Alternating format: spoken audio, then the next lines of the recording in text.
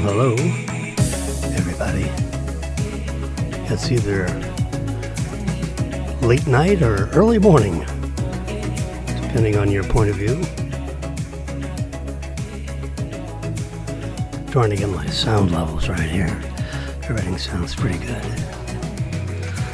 It's 2:20 a.m. Oh my God, it's so late. But I'm so awake. Yeah. So what happened today? Well, let's take a peek at. Well, let's just show you. I'm here. Yes, I am. I'm having a cup of hot coffee at 2:22 a.m. T words are kind of like P words. They make it go pop. Well, sorry about that.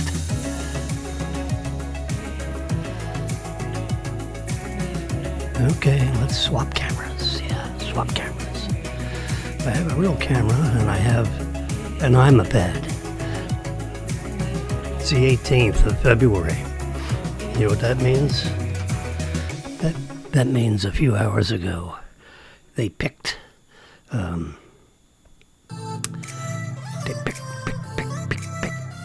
Mega Millions.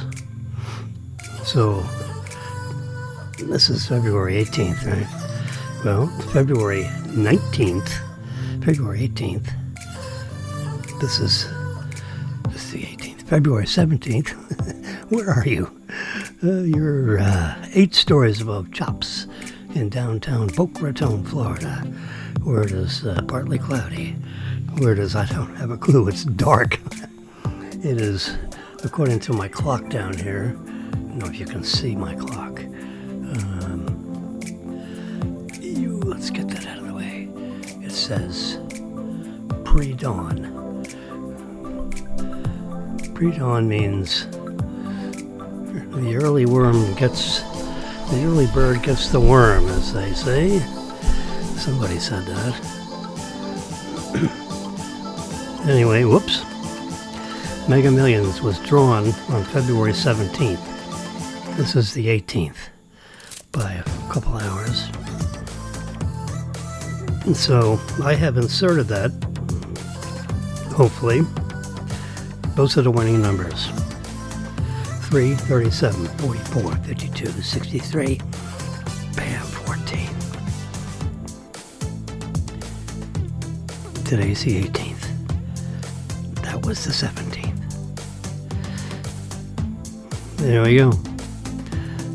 So I have to shrink this up just a little bit. There we go.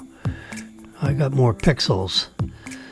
Than Heinz got pickles. Peter Piper picked a pickle peppers. There we go. Get that just right. There we go. Gotta get hold of the handle. There we go.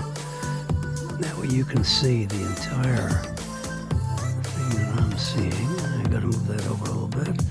There we go.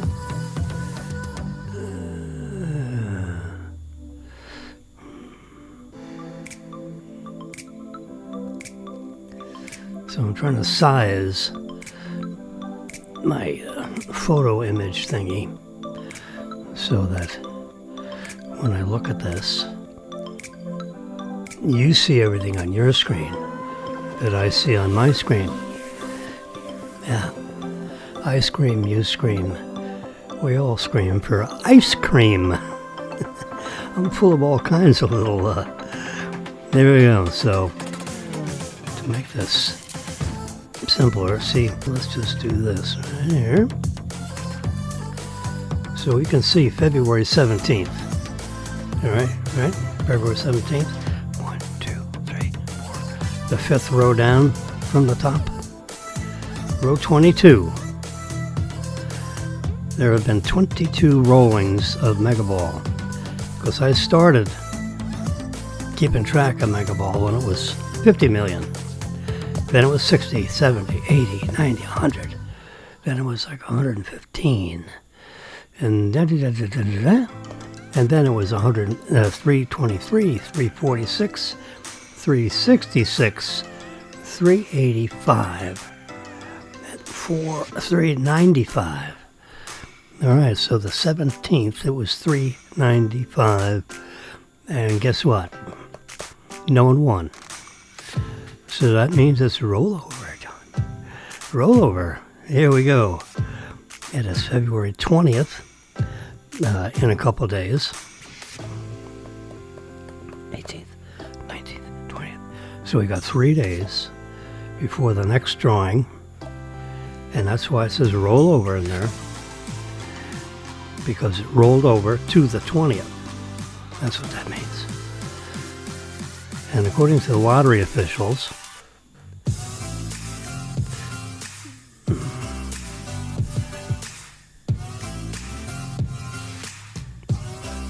it's rolling over to 416 million.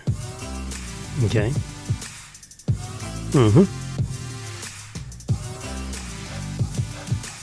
So we can do a quick print screen on that. Yeah. Come right over here, come right over here, come right up here, and come right down there. There we go. Live and in color. Save the photos. Okay.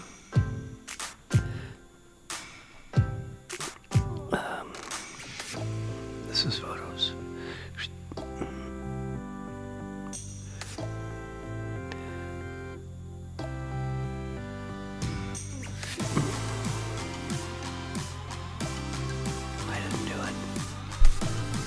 I didn't.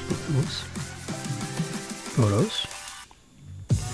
Little digital thing here. The top button and the side button. Click them simultaneously. And we have a proposed photo. And I'm now going to crop it to a size that fits. We'll keep Mega Millions in there so we don't get confused. Hit the check mark. Save the photos. Now we go to photos again.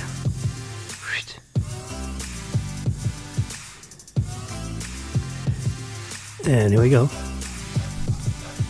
I'm just going to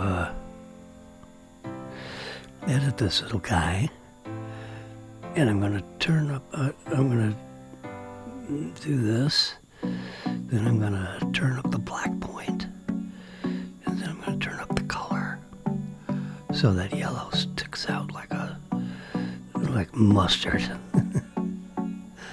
I don't know what they call that yellow ball, but we're going to call it the Mega Millions ball. Yeah. There you go. So now we have these are all the photos I have.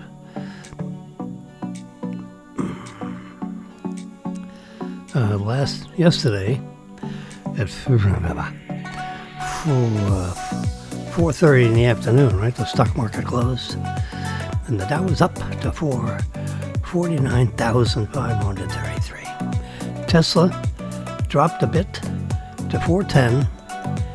Nvidia was up to 184.97. Just in case you're stock inclined.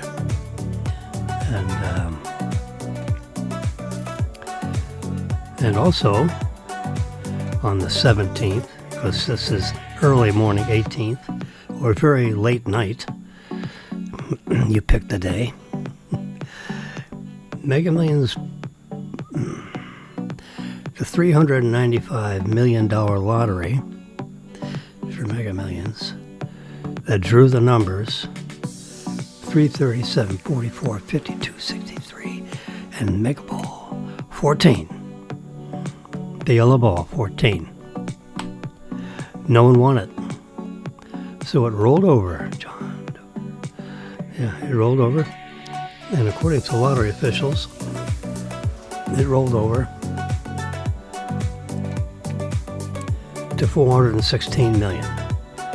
I'm just kind of like getting this in my brain because you know,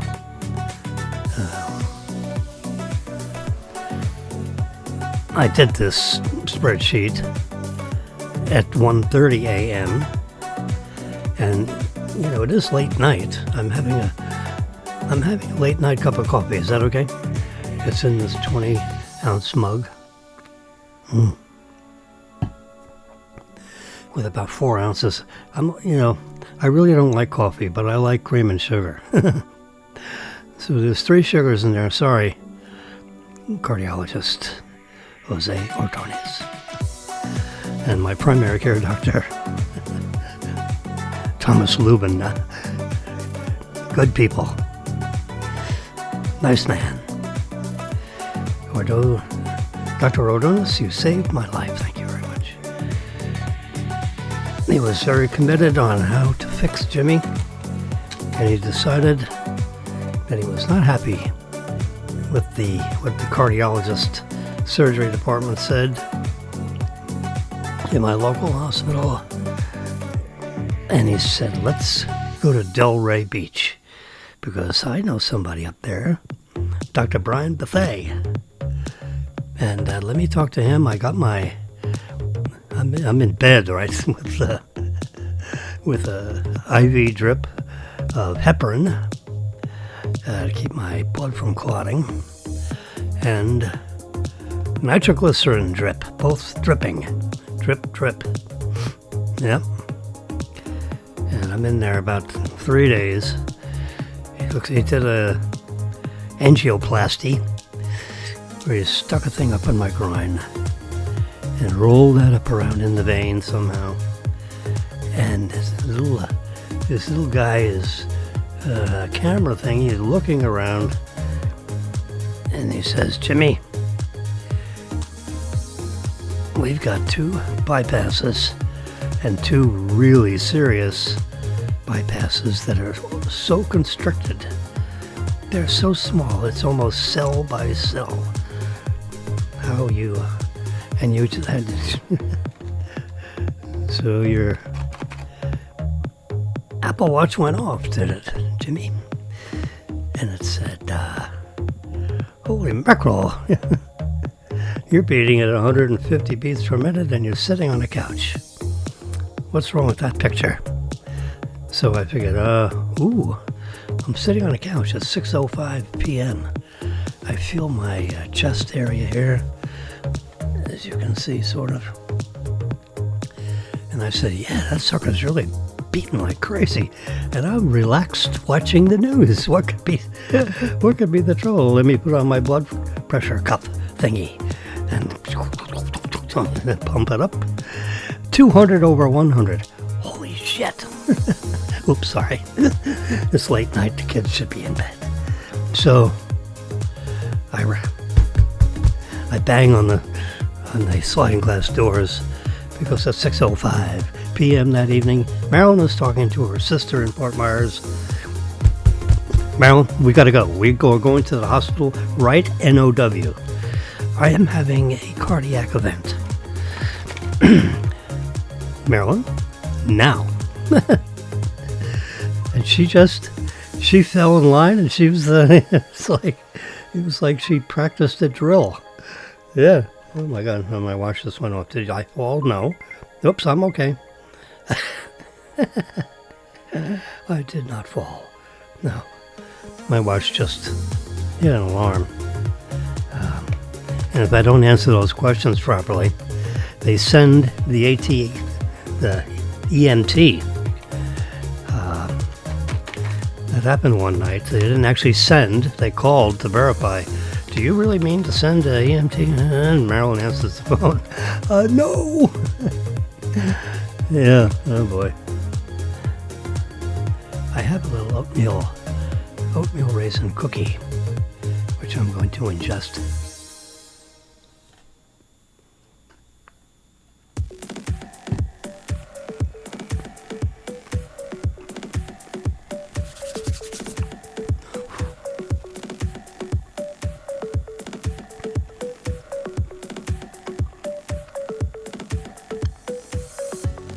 So I'm just verifying these numbers.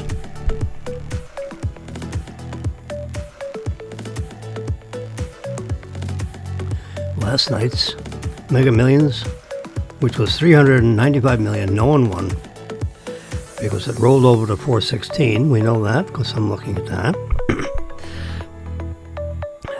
That's why rollover is there. Roll over to 416. 416 is the number they picked. I have it in my spreadsheet. See that 435 in purple? That's just Jimmy saying, chances are it's going to go up another 19 million on the 24th, which that is Jimmy totally, guessing. That's why they call it next draw guesstimates. Now everything over this way, so the only thing official on this entire thing is, let's just do that. This is official lottery stuff. Whoops. I just lost all my numbers. There we go.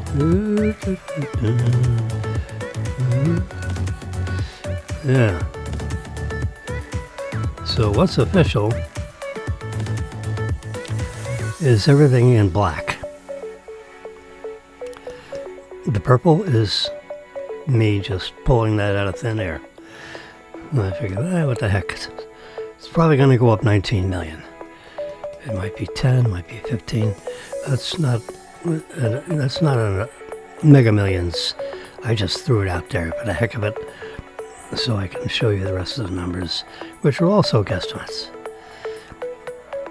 So the only thing on this series of numbers that's official is what's in black. You see the black, you see the numbers with circles around them. Those are the actual lottery draws. 337, 44, 52, 63, and power. Mega Millions 14. That's what happened a few hours ago. And then Mega Millions said it'll roll over to 416. That's in black. All right.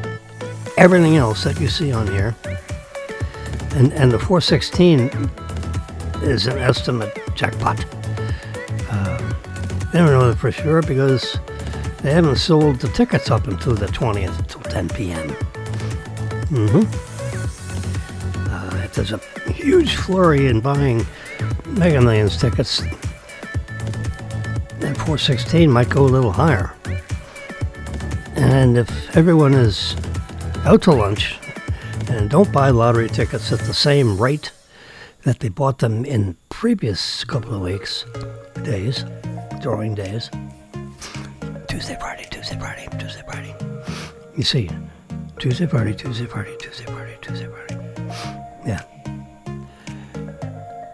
So we just had Tuesday. This is now Wednesday pre-dawn. 416 million. Rolled over to 416. So on the 20th, they'll draw the numbers again. And instead of roll over, you'll have, those ping pong balls, as I show above.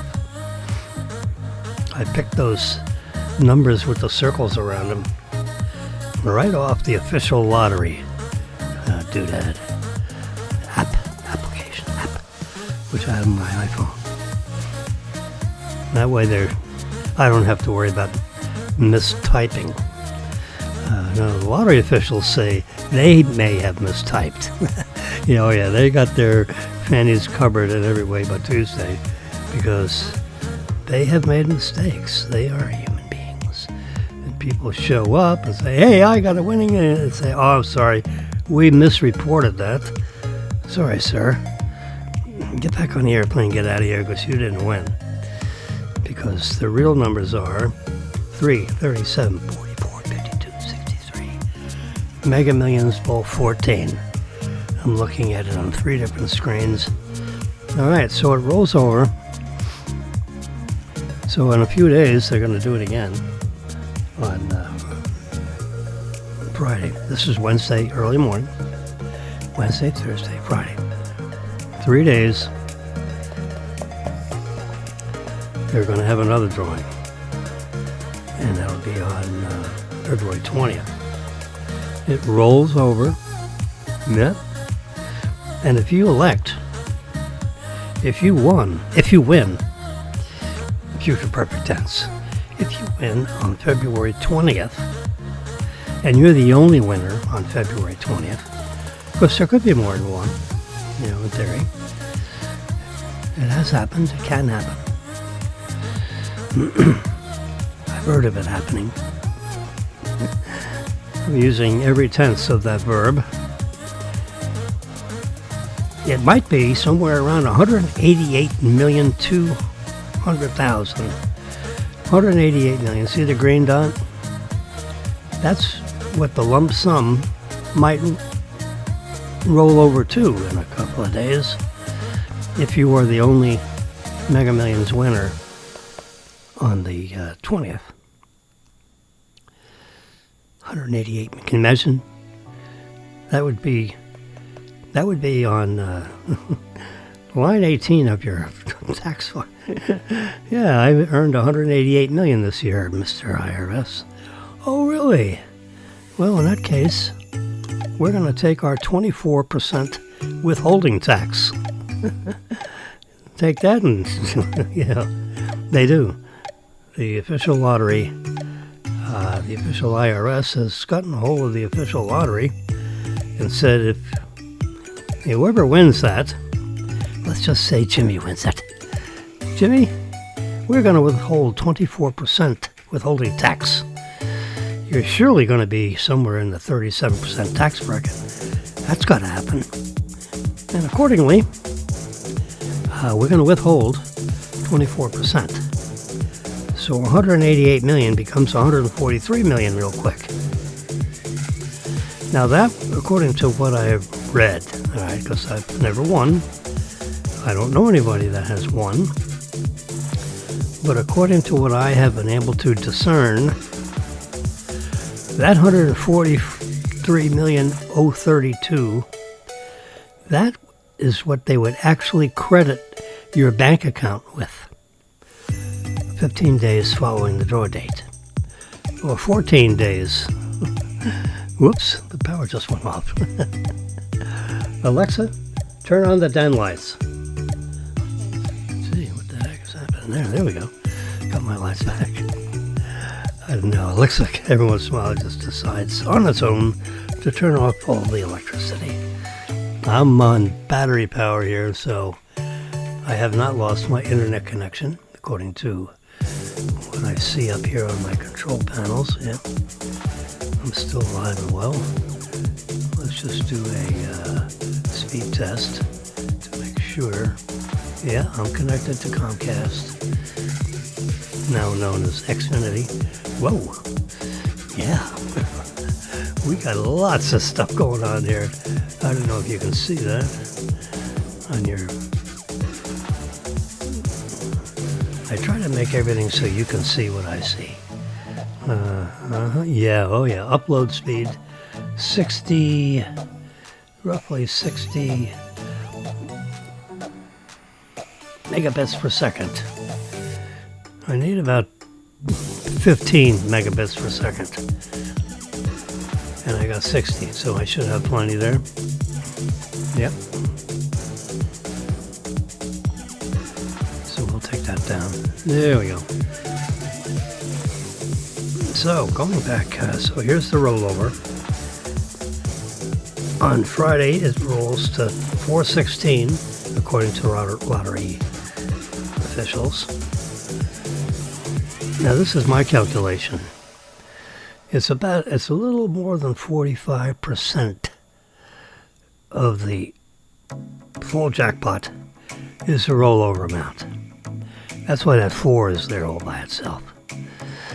Because that's a truncated 45.2467. You multiply that out, and it's 188 million. Yeah, something around that number. Lottery officials will tell you, if you call up there and say, hey, I want a lump sum, what will it be? I have I have the winning ticket. They say, oh, 188,200,000. Wow. Where the green dot is. Uncle Sam comes and says, aha, I want my 24% withholding, 188 million, which you put on your tax return. Then reduces to 143 million, which they would deposit in your bank account. ACH, bam, instantaneous deposit. They need 14 days. They need 15 days after the draw date. Those are actual words from the lottery official, what do you call them, that I read. I have the forms in here. So if I'm ready to win, baby. I got my forms. I've read all the instructions. Yeah. You go to your lottery retailer and have them process your ticket. And all of a sudden, paper starts flowing out of their machine, showing that you're the super duper fragilistic winner. Then you call lottery people and you say, hey, according to my lottery retailer, he says I've won. I look at the balls and it looks like it is a match. Sir, the lump sum would be 188 million.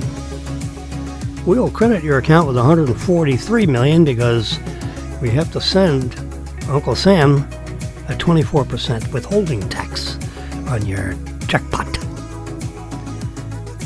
Now, after you do your tax return on by April 15th of 2027, it would be, right?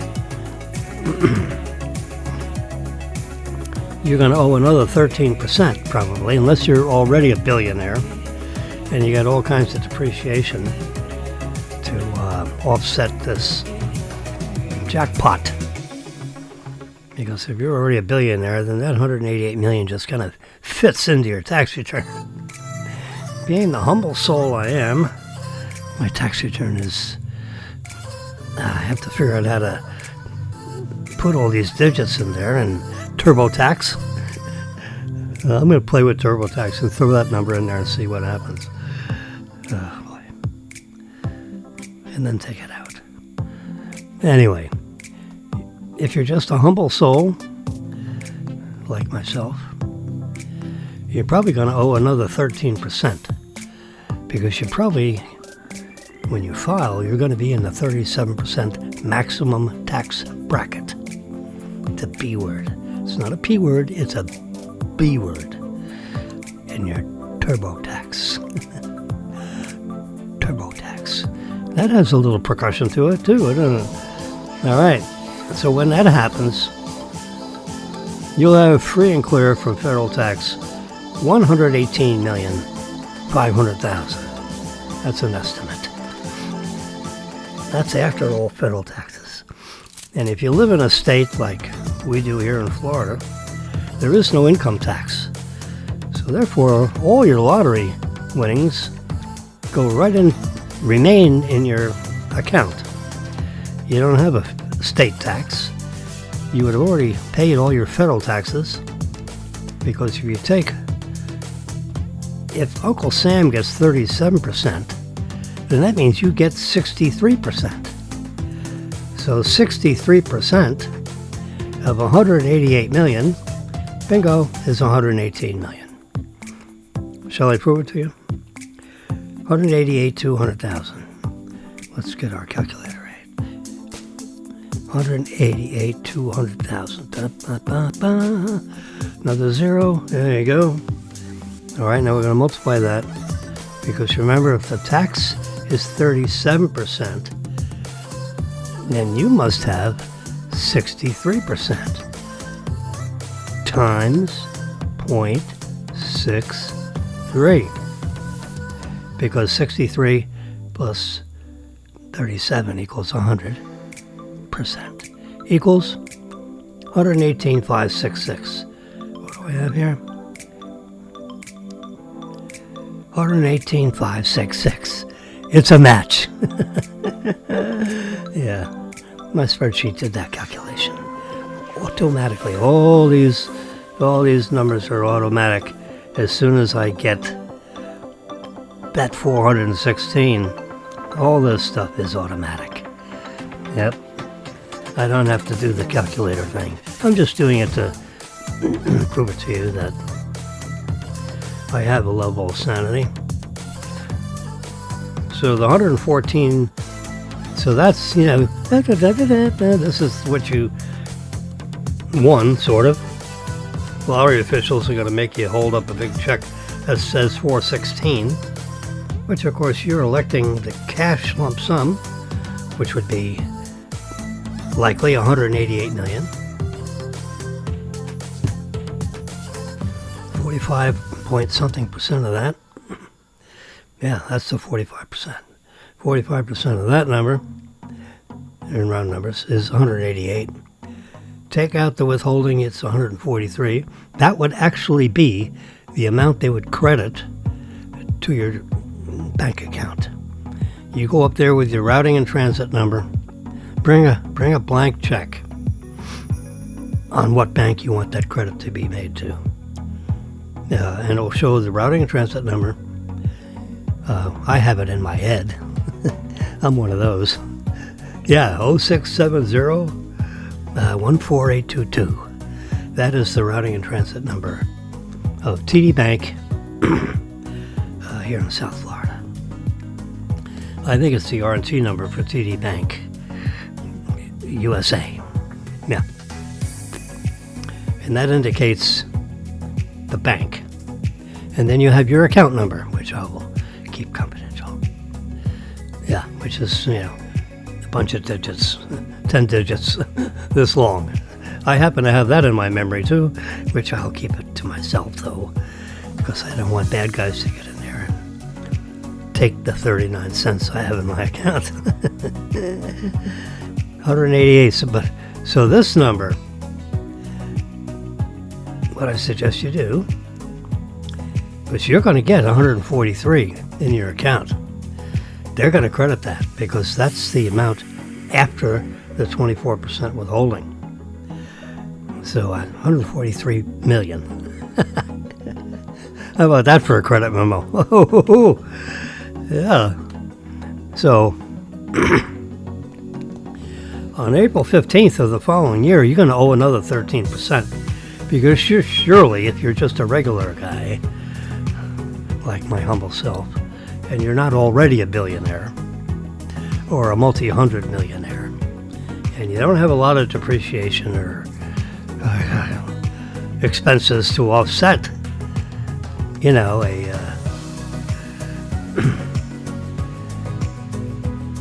188 million hitting your tax return. Woo!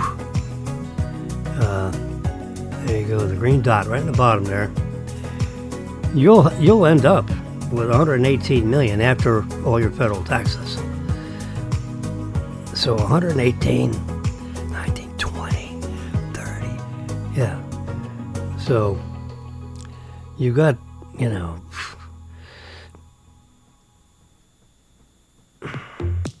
23, 24, 20. You got 25 million more in tax to pay. All right? So put that in a side pocket. Just put 25 from that 118 million. Yeah. Excuse me, from that 143 million. That's going to get credit to your account. Just take 25 million. 28 million, something nice round number. Let's get our calculator. 18,566. Calculator. We're going to take 28,566. Oh. We're going to put that in an interest-bearing account, and you should be able to get safely 4% times 0.04 equals 1,142,000. Now we're going to divide that by 12. So every month, just divide by 12, dummy.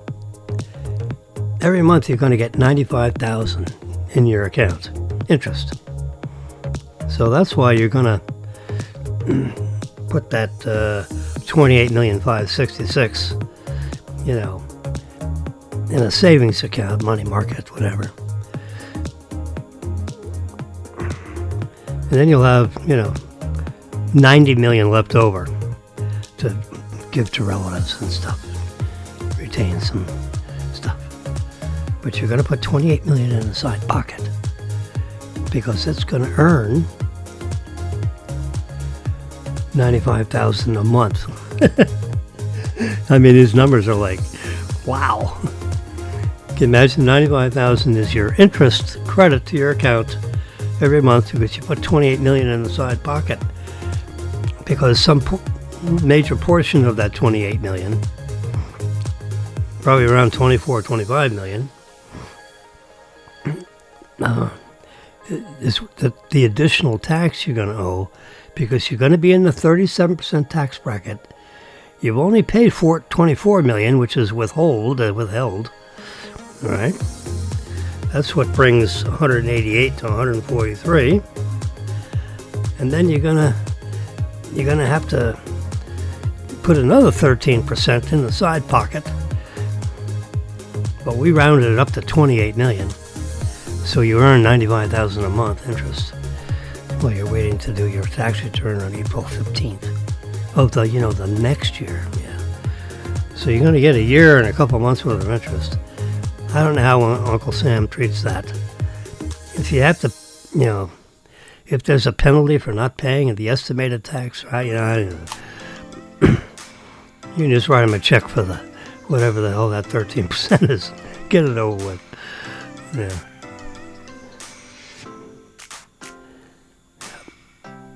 Anyway, that's. So you end up with net $118,566,000. That's if you win on the 20th, February 20th. Annuity, which basically is 30 payments, and you see that in the very bottom corner there? $6,261,000. I've calculated this. This number that's why I got all those digits. I've done some pretty careful calculation of that number based on the estimated winning of $416 million. And if that were to be spread, according to the official lottery paperwork, if you elect the annuity, which that basically gives you the $416 million over 30 payments. Your first payment is $6,261,000 in round numbers, and it grows at 5% a year. So that $6,261,000 grows by 5% to some larger number, and so on and so on, and there it is. So if $6,261,000 is your first payment, you see up in the very top there, annual annuity, the first payment, pre-tax, $6,261,000. All right. You get that day one. Day one meaning the earliest would be 15 days following the draw date. It takes them a couple of weeks to assemble all the money and do all the accounting work to make sure that that's the right annuity amount and all that. They go to their guy, their chief financial officer, and he and his team have decided $6,261,000 is the initial payment. Then the second payment is going to be 5% greater. So that's pretty easy to calculate. Because you just take that 6,261,000 and multiply it by 1.05. 1 meaning the 6,200,000 and the 05 meaning the 5% increase in the payment for the end of the first year plus a day. So day one you get 6,200,000.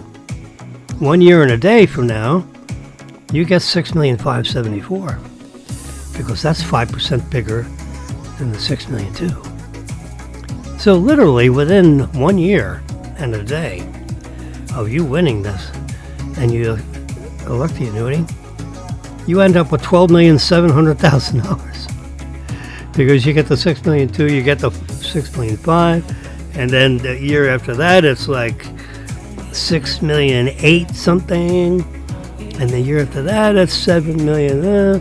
It grows by 5% every year. I have done all those calculations, and I'm going to show you. I don't like to crack into my spreadsheet because one false move and the numbers get loused up. So let's just take a look here. You can. Oh, I need to shrink this up so you can see everything. There we go. Now you can see everything I see. There we go. Just like that. We're looking at the annuity. We're looking at line 23. In black over here, you see line 23. Line 24 in the purple. Forget the purple. That's guesstimates. We're talking about if you win on February 20th. And we just went over what happens if you take the lump sum. You end up with, after all federal taxes, $118 million in round numbers. Not bad. But if you elect, you're a nice young couple and you don't have to worry about 108. See, 118 million is a lot smaller than 416 million. If you win the lottery and you're the only winner, you're going to get 416 million over 30 payments, of which 6,261,000 is going to be your first payment. And then you got 29 more payments. Here they are. I'm going of course. Month 9, 10. Look, in month 10, the annuity grows, so you get 9,007,000 the next year. Then the year after that is 10,199,000. And then a couple of years later, it's 11,244,000. You see that? In month 13. Let's go all the way to the top. Remember the black numbers. There you go. So month 14, it's 11 million. We go on here to month 19, it's 15. That's your annual annuity, see? And it keeps growing by 5% because you keep on multiplying that number by 1.05. That is the miracle of compounding. So remember here, the beginning number was 6,261,000. And then after years and years of getting these incredible paychecks, they automatically deposit it in your bank account. And then, payment 30, right? You get 30 payments. 6,200,000 you get day one. And then 25,007,000, that's your final payment. 24,005,000 is the year before that. The miracle of 5% compounding increased the payment of 6,200,000 to 25,007,000. You add them all up, and what do you get? Bippity boppity boo. You get 416 million. 0,000,067. Because that's what makes me unofficial. Because I missed it by $67. All these payments. Look at all those numbers. Sorry, James. You missed it by $67. You overpaid. Well, let's just assume all those numbers were what actually happened. Then the final payment would not be $25,777,765. It would be $25,771,900 because they would take that $67 out of the last payment, so that way the total lottery. You see, my calculations add up. I've added up that row all the way across, and it was $416,067. Too much money. So the last payment would get reduced by $67. You know why that $67 exists? Because they can't pay you a tenth of a penny. And if you do all these calculations to the penny, they're going to say, we're going to round down if it's 0.49 pennies, and we're going to round up if it's 0.5 pennies. So 0.5 is bigger than 0.49. So if you add that up all over 30 payments, and you get the 5% compounding, you end up overpaying by $67 because we don't know how to pay you in tenths of pennies. Yeah, that's pretty much what happens. So all the prior lotteries, you see, except for that one, we underpaid $13. So that last payment right there of $18,771 would actually have to, they just add $13 to that one to make the jackpot, see, 303. So when you look at all these, and we'll go down here again, there's only been, for this bunch of lottery jackpots, which started at $50 million on December 3rd, because the prior Tuesday someone won a really big jackpot, and then the Mega Millions rolls over. It rolls back to 50 million starting December 3rd. Then it went to 60, then it went to 70, then it went to 80, then it went to 90, then it went to 100. You see, on that $125 million, if that was a winner, which there wasn't, because it rolled over. And see, everything here has rolled over. And when someone wins this, then I'll restart this shooting match back to 50 million. Yeah. So 3 times out of all this, it is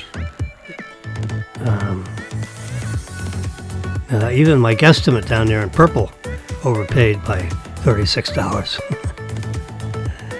Yeah. So out of the 22 actual rollovers, only 3 times would it have been, underpayments. And the rest of the time, they're all, 2 digits worth of overpayments. Yeah.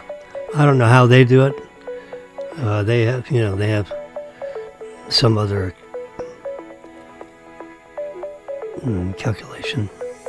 This is I can tell you, this formula right here, inside this very first one, if I touch that and then I hit this one, you see on the very bottom there where it says C27, round C27.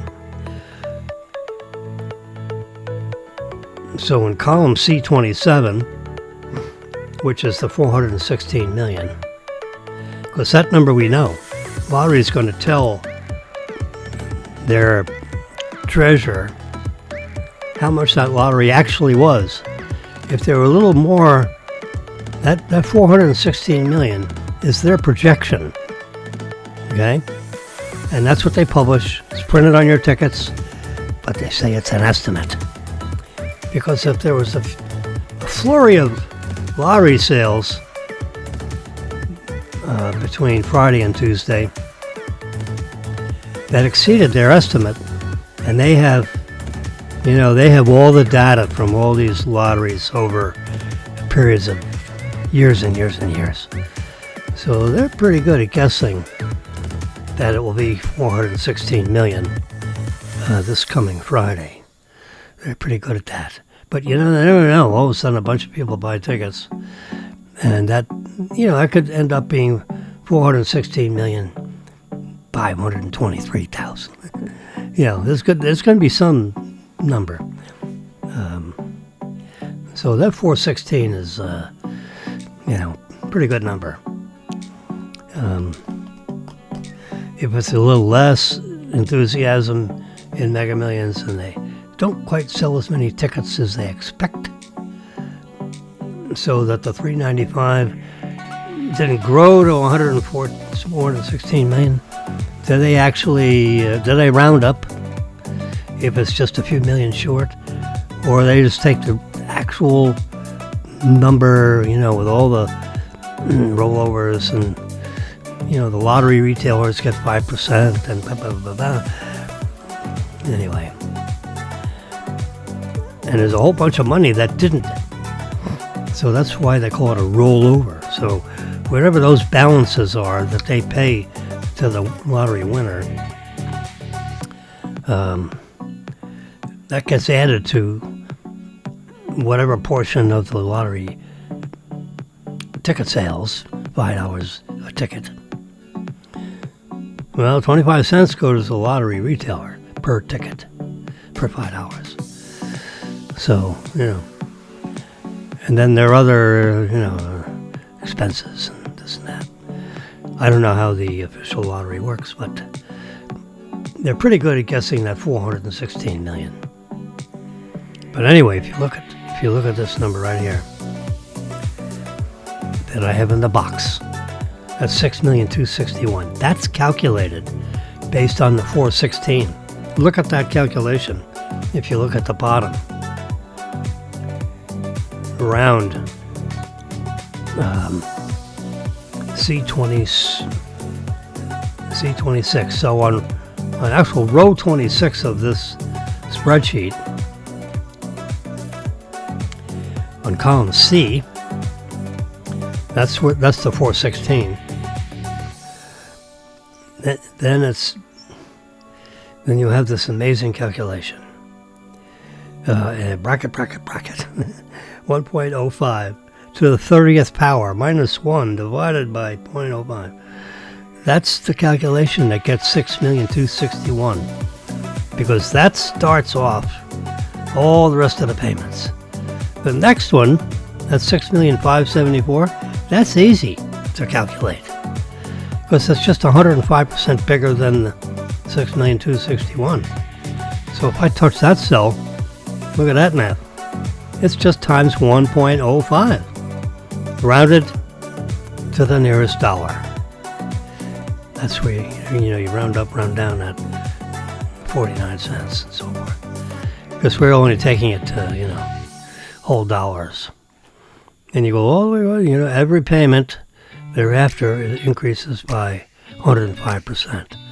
That's what 5% compounding.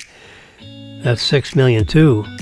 By the time you get your last payment, your 30th payment, that rate increases to 25,700,000, 24,500,000, 23,300,000. So 5%. That's not a bad earnings year, right? And you're 25 and 20. So that's how you get the 416 million. You have to accept the annuity, which is a 5% increasing annuity. They bid that out to major financial institutions, so they're sure that 5% is there, because they have a major financial institution guaranteeing that. And then they bid it out to the banks, and they say, how much I got to pay you for a 5% increasing annuity, where the first payment is 6,261,000. How much you want for that annuity? Tell me what you need. And the banks bid on it. Major banks. Because it's got to add up to 416 million. How much I got to pay you for an increasing annuity, where the first check is 6,261,000. And 4, 5, 6, whatever number of banks, financial institutions Could be Morgan Stanley. It could be Credit Suisse.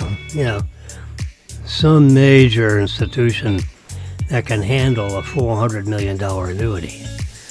It's not the Okefenokee Bank in underneath Lake Okeechobee. No. It'd be a major financial institution where the lottery officials and the board of directors of Mega Millions would be happy. Whatever the superstructure is there. Anyway, so that number is calculated. That's a major calculation right there. You can see that calculation. In prior episodes, I've shown the formula on how you get there, on how that looks. It's like beginning calculus. The sum of numbers.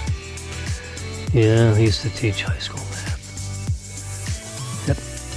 There's our calculation. Can you imagine 1.05 to the 30th power minus 1. There you go. Yeah, that's the formula. And then if you increase them by 5% all the way along, now what I did is I added them all up, just for the health of it, to see what all that adds up to. It ought to add up to $416 million. Well, I almost had it right, because all my numbers add up to $416,067. I would have overpaid that grand prize winner, $67. So if I was the guy running all this stuff, I would say, well, no problem.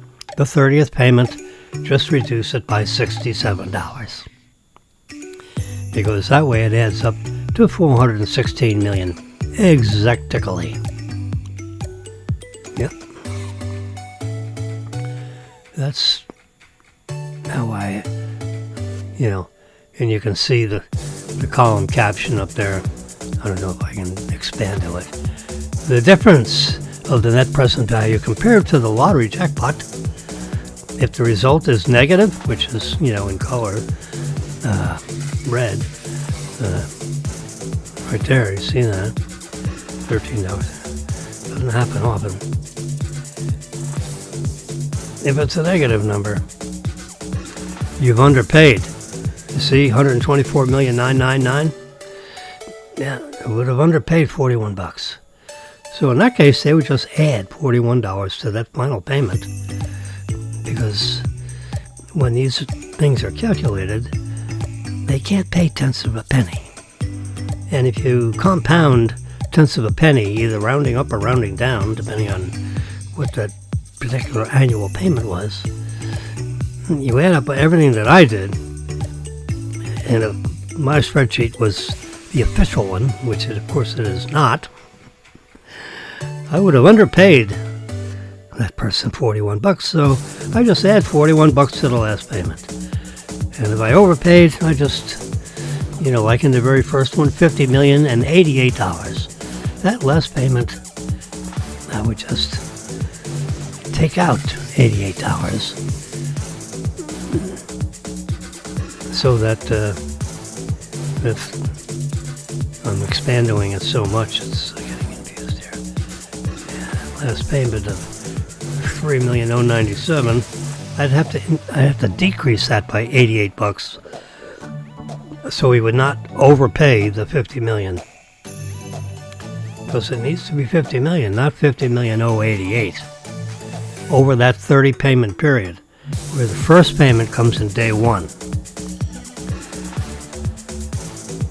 and the next payment comes in 1 year and a day later, and so on, year after year. So I just compared the $50,088 to the $50 million, and well, it's $88 too much. So that last payment, just reduce it. I just added them up to see those 30 payments, what they would add up to, and they add up to, And the second one it was $50 too much, and the third one was $22 too much, and so on. These are all the rollover amounts. This on February 20th, the official lottery people say it's going to roll over to $416 million. That's their estimate. It may be more, maybe less. I'm not too sure if it's less. If they publish 416 on every ticket, do you actually get 416? Well, see, if they didn't have a lot of lottery sales, if they didn't get the estimated amount of lottery sales between February 17th and February 20th, then the 416 might be some slightly lower number. They're really good at guessing that number, estimating that number. They have a lot of data that would support that the lottery is probably going to increase, by 21 million from Tuesday to Friday. So you add 21 million to 395, you end up with 406. You end up with 416 million. Now the purple, let's go to the purple line because I haven't discussed purple. That would be February 24th, which is 2 lotteries from now. So I'm just, since we're in the guessing game here, yeah, we are guessing our little butts off. And I'm guessing that February 24th, it might go up another 21 million. I increased it 19 million.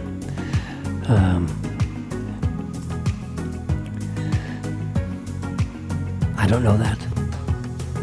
And the lottery people don't even try to know that, because they're just rolling over into February 20th. They're not worried about February 24th until after they determine if there was a winner on the 20th. I'm just saying that in the event that no one wins on Friday, and that 416 rolls over again, it might roll over to 435 million. And I was just trying to show what would the numbers look like if that happened. I'm shutting down my spreadsheet here because I don't want to louse it up. I have it here as a picture file. See, this is a picture file. I can turn this upside down. I can turn it sideways. This is not, This is not a spreadsheet. This is a print screen of the spreadsheet I just showed you. See, and I can expando it, and we can see these numbers in case you're hard of seeing. That's February 20. This is the 18th. So in a couple of days, it's 3:24 a.m. Can you believe it? Jimmy is still talking. I've been on the air. See right here? 1 hour, 4 minutes, and 10 seconds. 11, 12, 13. This is an elapsed timer.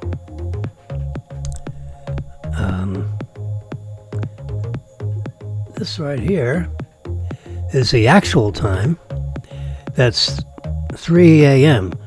3:24 and 45 seconds. So that's real time within 50 milliseconds. Yes, sir. That's what Apple tells me. They have rented time from. They have rented. I don't know what you call it. Statistics. They want to know exactly what time it is. God darn it. Because they have Apple Watches. And they are real serious about time. Because they sell Apple Watches. There are a lot of people, and millions of people, tens of millions of people, that have Apple Watches. It might even be hundreds of millions of people. I don't actually know that. Let's get rid of this. Now, So they run a time on satellites because they want to know exactly what time it is within 50 milliseconds, because that's what they, used to advertise when they first came out with the Apple Watch. They gave this huge story on all the superstructure of the 12 satellites they have rented time on all around the world. So people in China and people in Bangladesh and people in Albany, New York and Boca Raton, Florida, they know what time it is. And God darn it, it's 3:26, 20 seconds. Yeah, everybody's second hand rolls at the exact same angle. And all your digital counters, it says a 30 and a 31. And I can hold my watch up to this thing right here, which is actual time, 3:26. My boom here is in the way of you seeing the seconds, sorry. So it's 3:26 a.m. and this is the elapsed time. And here we are, we're talking about Mega Millions for almost a whole hour. It's, it's kind of interesting statistics. I would love to be the winner of 416 million, which is what the lottery officials project for February 20th. And then I went through all this to show you what the estimated lump sum would be. Lump sum is less than 416 because that's the net present value of those 30 payments. That's what net present value is. That's the present value of the future cash flows. That's what those financial institutions, that's what they bid on. Because the lottery people, they want to know, what's the lump sum worth? Because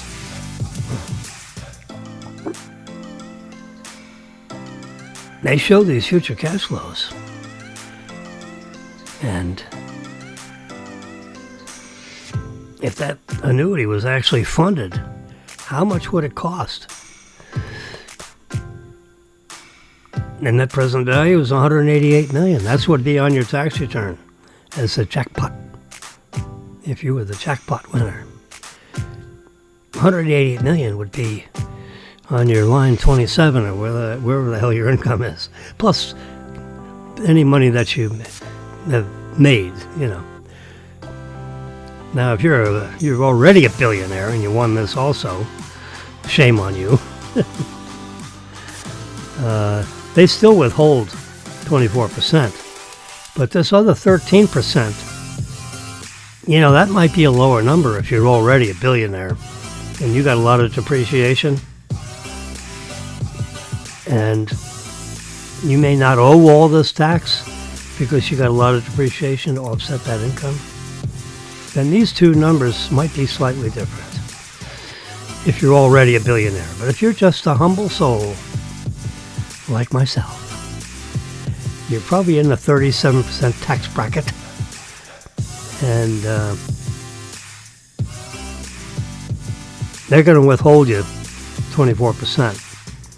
Now, if you file your tax return and you're already a billionaire and you got a lot of depreciation, then some of that 24% you may get back. But if you're not a billionaire, you're not getting any of that 24% back. Matter of fact, you're going to have to fund another 13% because, and that'll bring your after Fed tax to 118 million in round numbers.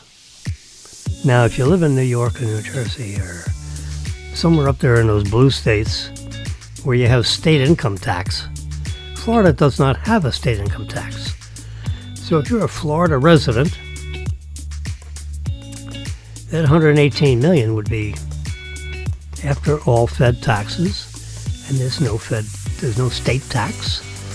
So that'd be the amount that could be right in your checkbook after you file all your taxes. With regard to this prize, anyway. If you took the annuity, $6,261,000. That's payment 1. Look at payment 2. $6,574,000. That's 5% bigger than $6,261,000. You can do the math. I've just shown you the first 2 payments. But you see, it's up like $300,000. Woo! 5%. When you get into these, these 7-digit numbers, you take 5% of a 7-digit number. Woo! It grows. And then the next payment is 5% bigger than that payment. It grows to like 24, 25 million after 29 payments of this. It grows. The miracles have compounded. Now the purple numbers are just because I figured, okay, if no one wins that one, what would that be? Someone asked me the question. Well, the jackpot then might be 119,600,000. In which case, the jackpot after 24% would only be 149 million. Can you imagine? Woo! And you're after all Fed taxes, it'd be 123,000,009. That would be left in your checkbook, assuming you didn't spend some of this on anything else. So make sure you put, 26 million in the side pocket, because you're going to owe another 13%. They don't reach out and grab that up front. They do grab the 24%. So you're never going to get 196 million. You're only going to see 149 million.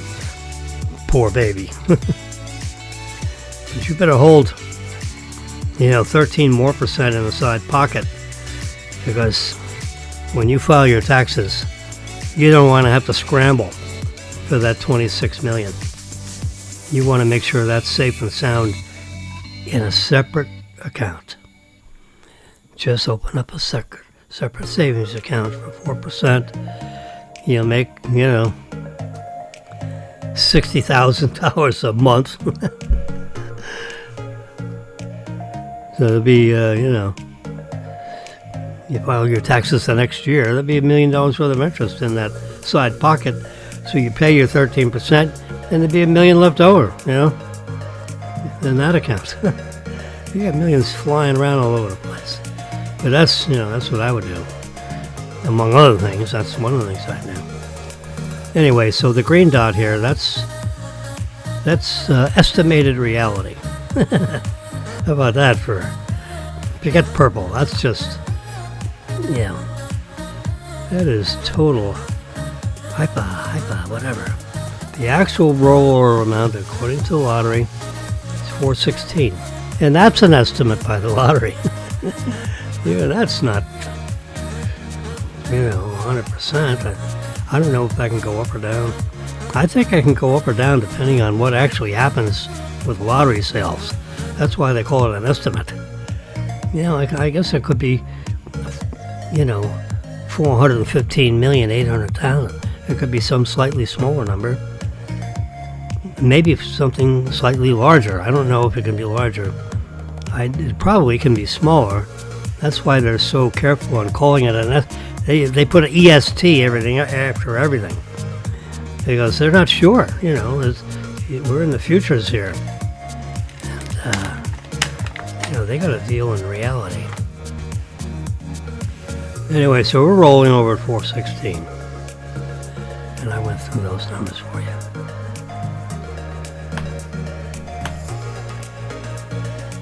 If you're interested in Tesla and the Tesla stock, I have a Tesla car, and I don't own any Tesla stock, but I'm interested in the Tesla company and all the things that they do, because I have their car. Well, so is Herbert Ong, O-N-G. Herbert, H-E-R-B-E-R-T, Herbert Ong. That is his smiling face over there. He's talking. I did a print screen watching one of his podcasts. Ooh. And these are print screens I took of all the values that he put up on the screen while he was talking about Elon Musk and his robotic cars. I happen to have a Tesla Model Y. It's a lease. It's a 3-year lease.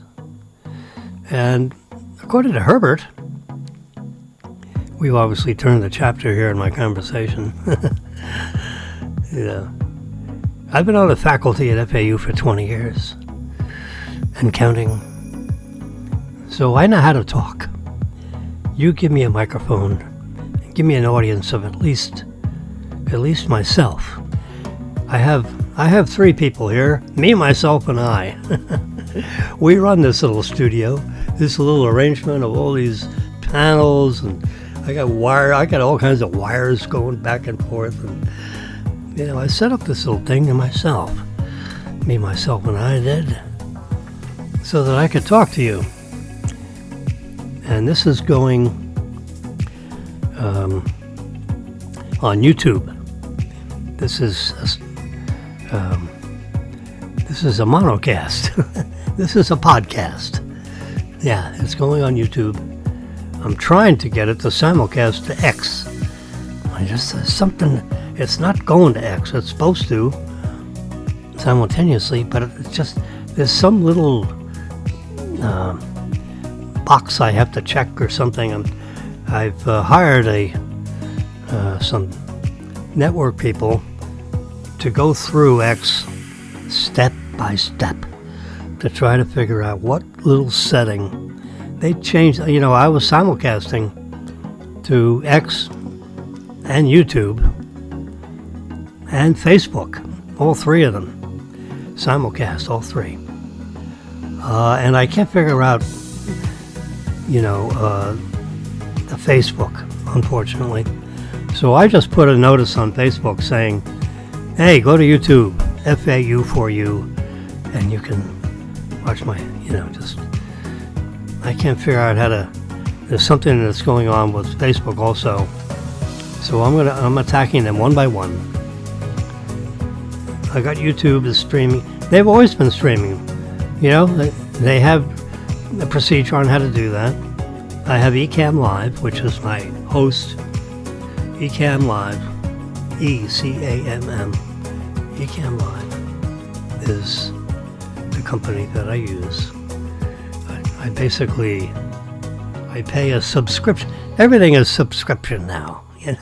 You have prescriptions, you got subscriptions, you got prescriptions and subscriptions. It gets very confusing. Prescriptions you get from your doctor. Subscriptions you get from all these people that deal, like with the internet and cars and Herbert Ong, this gentleman right here. So I'm gonna click right here, and now you can see I like to be on the other side. I like to be right of middle, please. There we go. I'm on the right side, and that is on the left side of our screen. If you're watching me in living color on YouTube, you can see that. Well, Herbert Ong also has a podcast, and they're on YouTube. So if you have YouTube, like on your TV, you have a YouTube app, so to speak, on your TV, where it's built into, your brand new TV. They're trying to make that more and more convenient to, get to YouTube and these other internet channels, so you can watch them and hear them on your TV. On my TV, which is 5, 6, 7 years old, there's like an app. So I just click on the YouTube app, and I can search, and I can get Herbert Ong, O-N-G. This is Herbert. This is the first print screen that during this conversation. I watched this. This was so interesting. I actually watched it twice. I watched it the first time, and I said, "Holy mackerel, this is so good! I'm going to copy the link, so you can do copy the link." And then I pasted it into my messenger, and I have a message thing to myself, so I can message myself. And that's what I do when I copy links. I can put it on message myself, and then I can go watch that again on any device that I happen to have the messenger service that works with your iPhone, your iPad, so forth, and my MacBook Air, which is a magical computer, which hosts Ecamm Live. When I produce my little podcast, which both of you are watching, I've had up to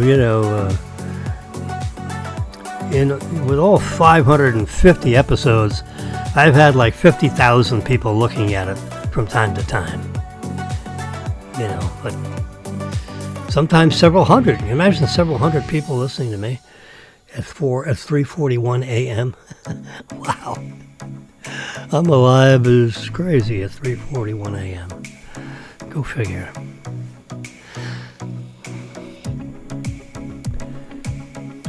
Anyway, Herbert Ong has a very interesting podcast, and he's interested in everything Elon Musk. SpaceX. Elon Musk owned a company called, AXI, because of this artificial intelligence business. So he started a big artificial intelligence, these huge servers where he has all this computing power with hundreds and hundreds of, high capacity processing chips. So, instead of having just one little laptop there, he's got this massive computer, with tens of thousands of these high-speed processing chips. And the entire book of knowledge of everything that's published can be opened up at the same time. And the computer can learn. It learns and memorizes everything it reads. And it's all energized by a lot of energy. It takes a lot of energy to keep, a huge warehouse full of all these processors. They're all humming. They generate heat, so they have to be cooled. Oh my God, it's a massive undertaking. It requires a lot of, up to a gigawatt of power, which is like the power that would come out of a nuclear reactor when you have a utility. We have, Florida, the governor in Florida, all the prior governors and legislatures of Florida.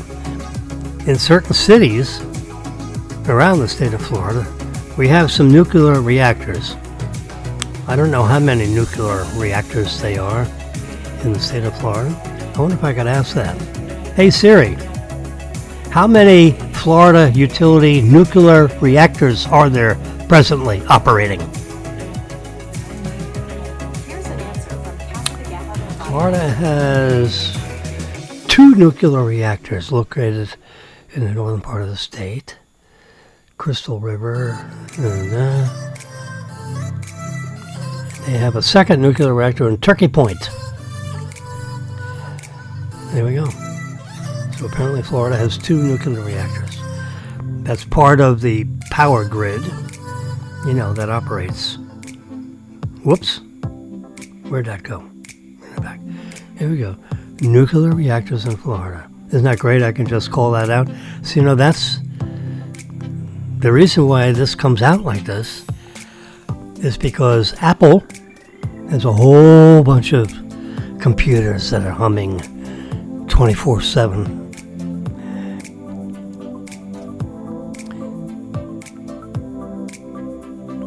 Nuclear reactors are devices used to initiate and control a chain reaction. And the chain reaction then energizes power plants.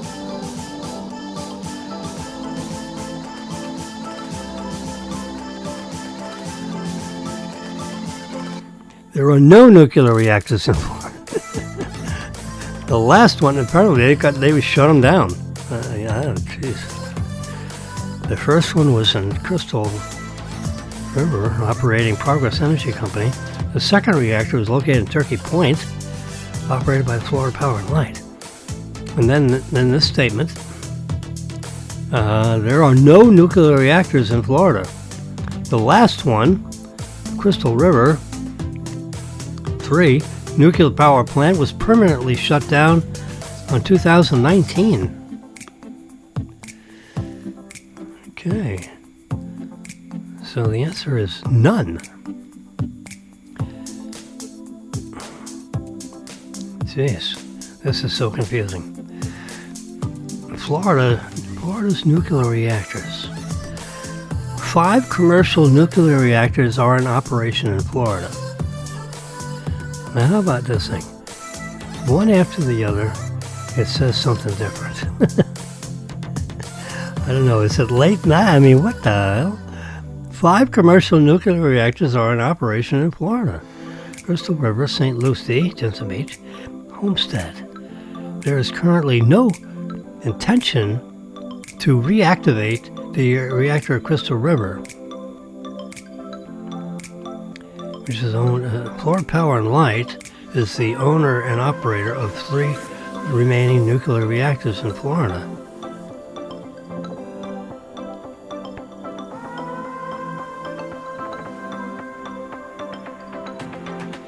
Three nuclear power plants in Florida, Florida Power and Light, are generating approximately 1,000 megawatts. That's a gigawatt. That's a gigawatt. 1,000 megawatts is a gigawatt. So instead of saying 1 gigawatt, they say 1,000 megawatts. Yeah.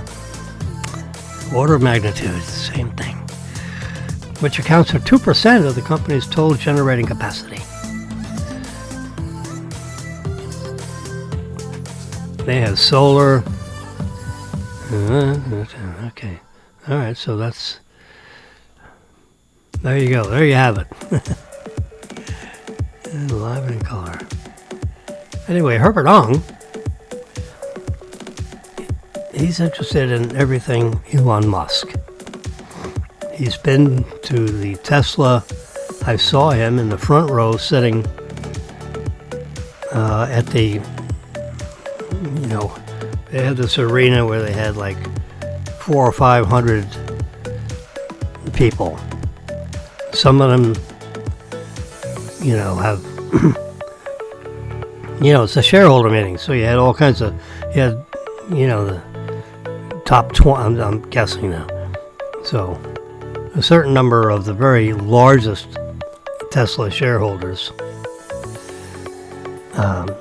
were invited, and all kinds of other dignitaries, and mostly shareholders, because it was a shareholder meeting.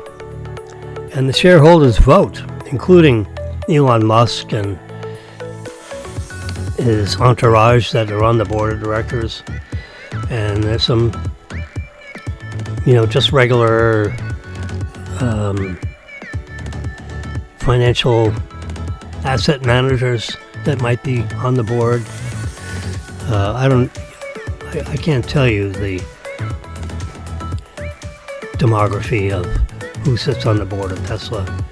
I can't even tell you how many board members there are, actually. But, it's a big public company. They file with the SEC and everything. I used to be the CEO of a privately held bank holding company, which owned a bank in South Florida. And under my tutelage, it made a profit. But when we bought the bank, it was a disaster. So we fixed a disaster. Instead of starting a new charter, we bought an existing charter that was in trouble. I contacted somebody who knew somebody in the state of Florida that produced a list of banks that are in some kind of trouble. And someone told me that go after Florida First International Bank of Hollywood. Can you imagine that? Florida First International Bank of Hollywood. You would think this is some... The bank was like this big, and didn't do anything international, but they had international in their name. And it was, it was an operating commercial bank that was in serious trouble. The state of Florida was going to seize it, take control, and, liquidate it and all that. So, myself and Phil Motter and Jerry Raines Dolan, who is our advisor. She was the former director of banking for the state of Florida. How about that?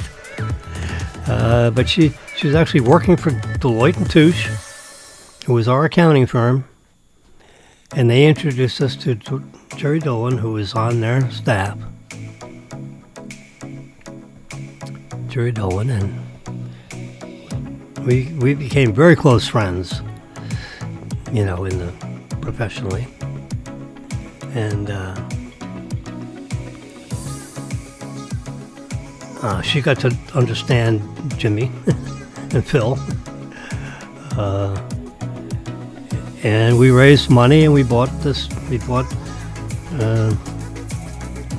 she and I both studied Florida First International Bank and got to understand and we I guess I should say we convinced the state of Florida that they'd be in good tutelage to give us a try to save this bank, inject capital in the bank, and provide the proper management and supervision of its activities to render it, an operating bank. And we did. We took control. And the bank, since its inception, which we came in, like 4 or 5 years after its inception, they ended up in trouble. We came in and injected fresh capital. And I'm proud to say, under my tutelage, we generated a quarter where it made profit for the first time in the history of the bank. After 7 years of operation. And we operated for several years. Took a couple of years to bring it from losing money to making a marginal profit. Yep.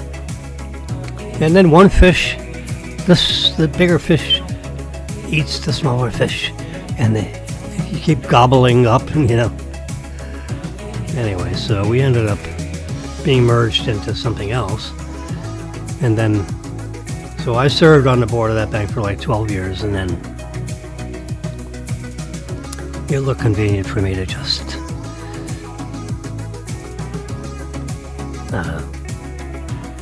liquidate my shares.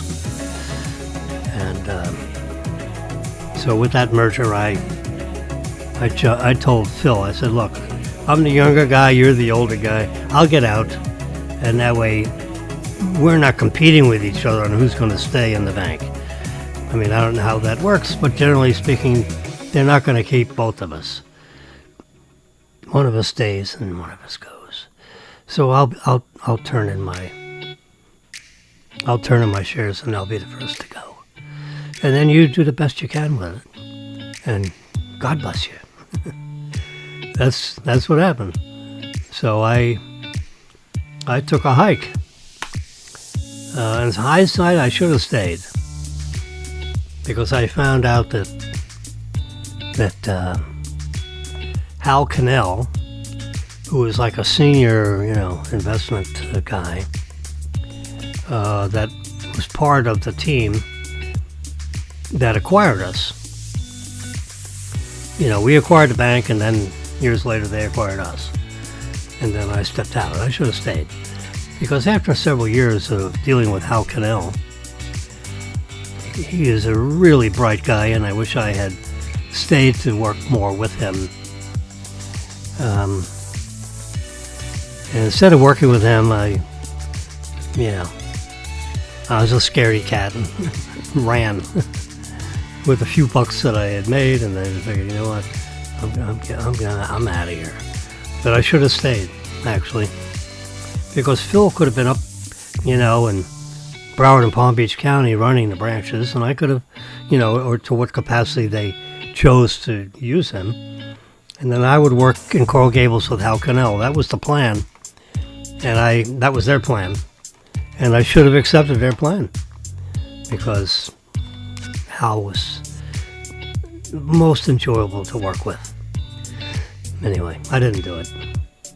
I still got to know Hal Cannell and so forth, but, I ran. Anyway, so I got to know a lot about, being on the board of a bank, and because I was always a lender. I was never on the board of a bank. But we acquired this bank. I was on the board of the holding company. I was vice chairman of the board. Phil Motter was the chairman of the board. I became CEO of the bank. Chief executive officer, ran the bank. Actually created a bank. Profit. Anyway.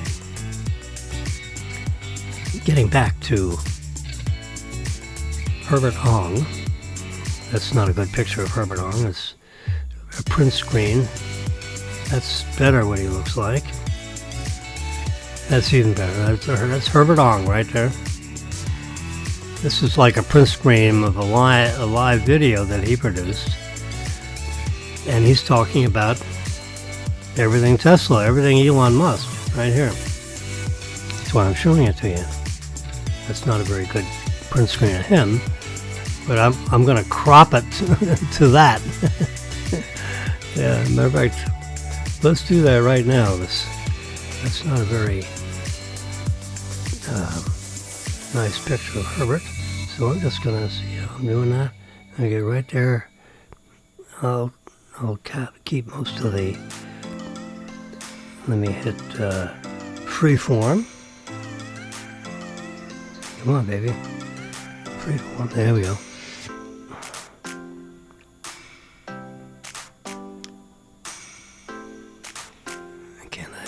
Gosh darn it.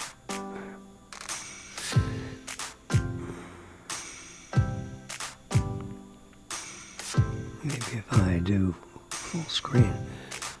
There we go. Now I should be able to grab this. There we go. There we go.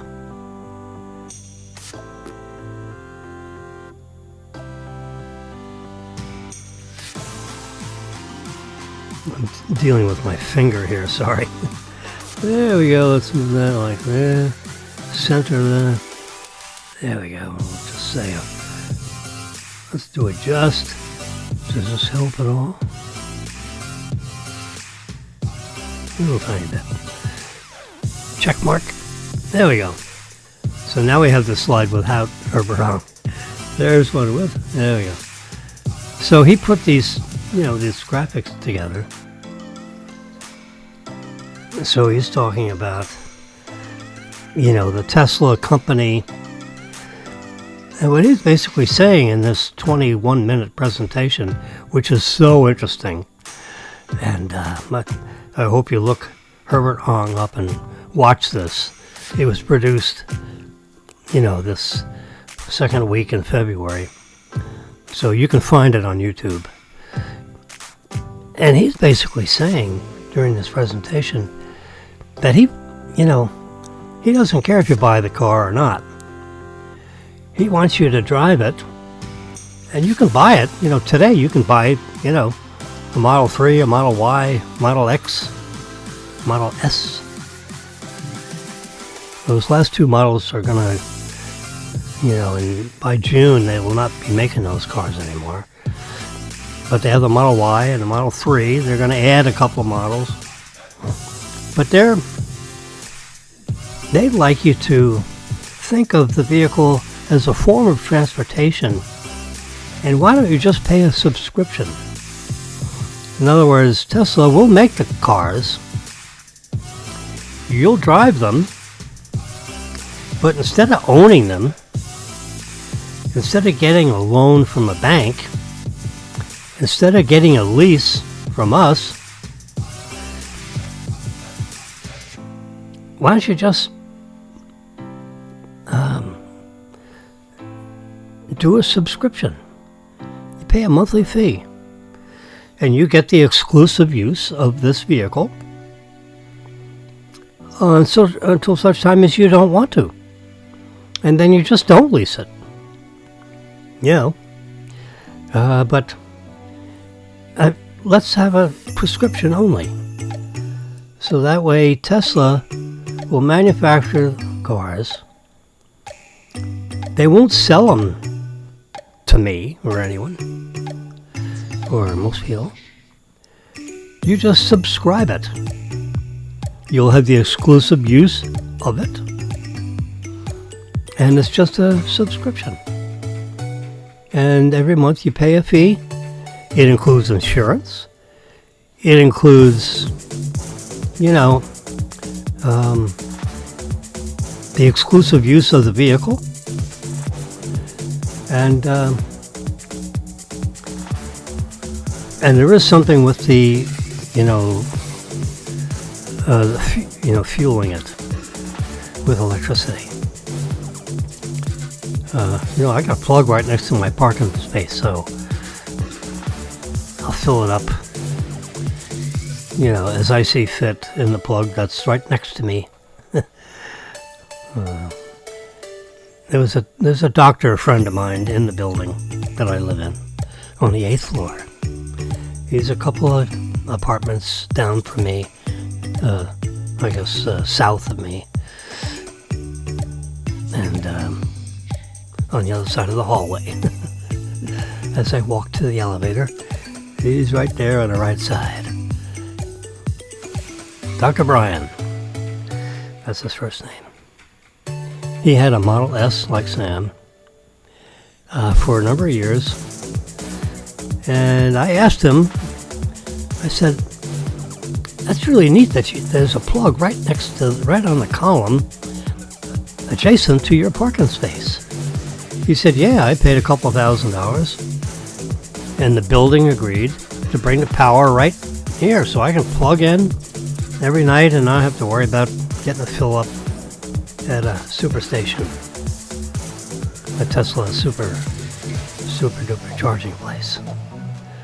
So overnight I can fill up, and every time I unplug I got a full tank of fuel. Yeah. I don't like to use the word battery because then, you have a fuel tank. It's either full of electrons or it's full of hydrocarbons, which you burn in a gasoline car. That's a hydrocarbon. Isooctane is a hydrocarbon. It's a fractional, it's an aromatic hydrocarbon that has been distilled out of crude petroleum that's pumped out of the ground. We have these big fractional distillation plants in Louisiana and Texas, right on the Gulf of Mexico, Gulf of America, as Trump has renamed it, the Gulf of America. 75% of the Gulf is surrounded by United States properties. Florida, Texas, Louisiana, and Mississippi, and Alabama, I think. They're all touching states on the Gulf of America. And 75 or 80% of the entire Gulf is covered by Florida property and Mexico property. So why the hell is it called the Gulf of Mexico? When 75 or 80% of the surrounding dirt around in this Gulf this big, huge amount of water, which is not totally surrounded, or else it'd be a big lake. A big body of water, no? So they've cordoned off this part of the Atlantic because it flows into the Atlantic Ocean, if you will.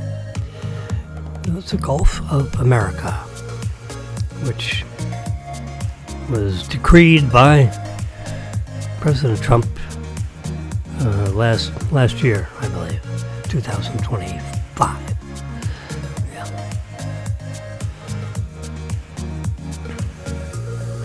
Anyway, so Herbert Ong has this 21-minute production where he talks about everything Tesla, about the full FSD subscription transition. You see that up in the top? I need to, let's see. Bingo right there. There we go. I need to shrink this up a little bit so you can see the whole panel. There we go. Sorry about that.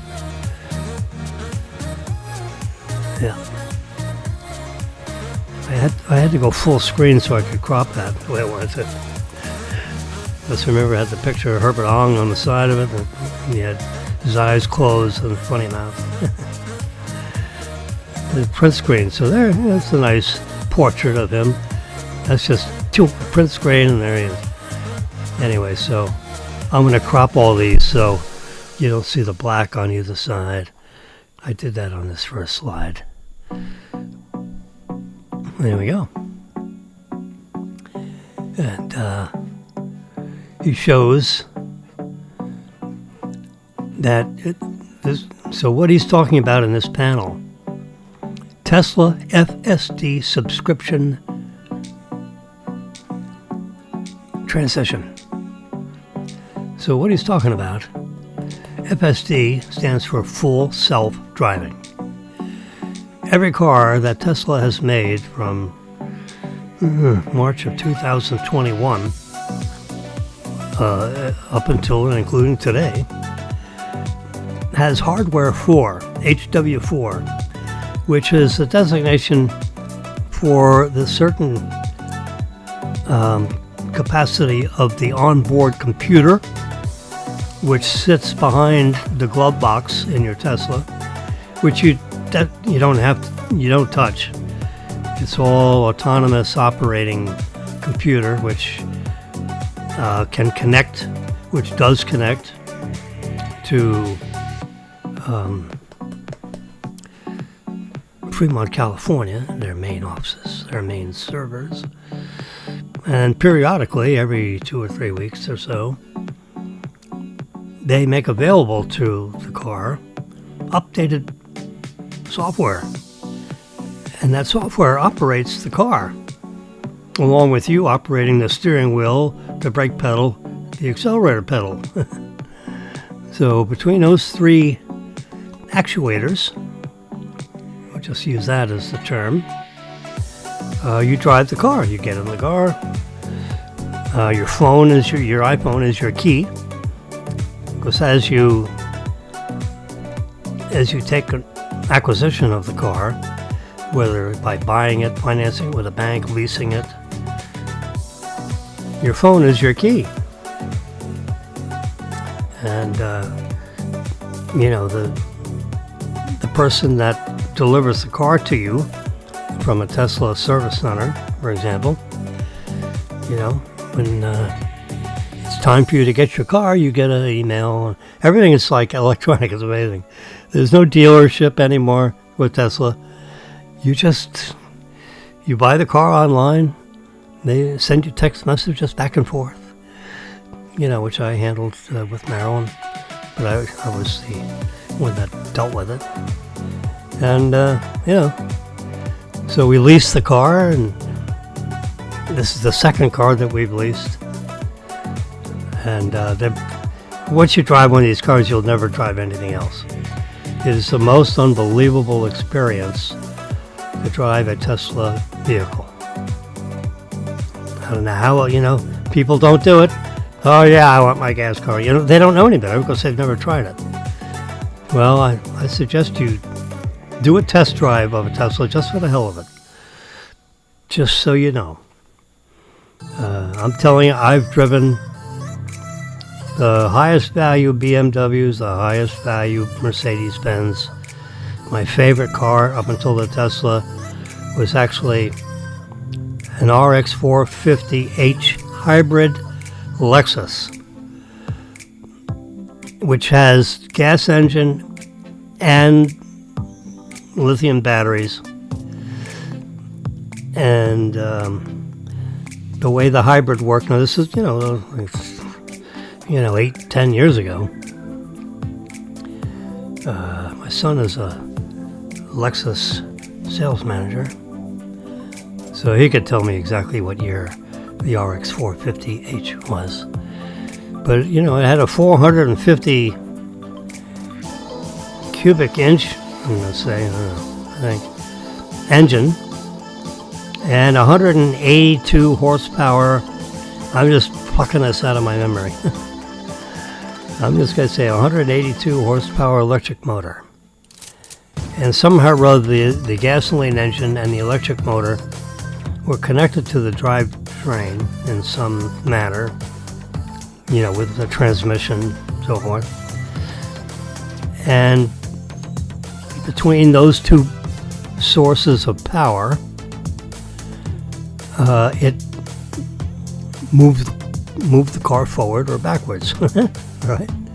Put it in drive, it goes forward. Well, when you step on the accelerator pedal of an RX 450h Lexus car, the electric motors are providing the power from 0 miles an hour to like 30 miles an hour, 40 miles an hour. And then the balance switches to when you're going 40, 50, 60 miles an hour, the control system in the Lexus then kind of like gradually switches to the gasoline engine. That's, in the front of the car like gasoline engines are in most cars. But when you start out, you're standing there at a red light. When you step on the accelerator pedal, most of the energy that pushes your car forward is from the 182 horsepower electric motor. And then you accelerate up through here, going from 0 to 30, 40, 50. Then it switches over to the gasoline engine. So when you're cruising down the highway, going 70, 65 miles an hour on a, I-95 or a turnpike or something like that, limited access highway, most of the energy is produced by the gasoline engine. But when you're running around town, stop and go with, lights, traffic lights, so forth, when you step on the accelerator pedal, most of the energy that's propelling the car forward is from the electric motors until you get over, let's say 35, 40 miles an hour. And then there's a gradual transition of power over to the gasoline engine. I mean, that's a very interesting, and I can't tell you the electromechanical, what that looks like. It seems like a very complicated, procedure whereby the car transitions from one source of power to another.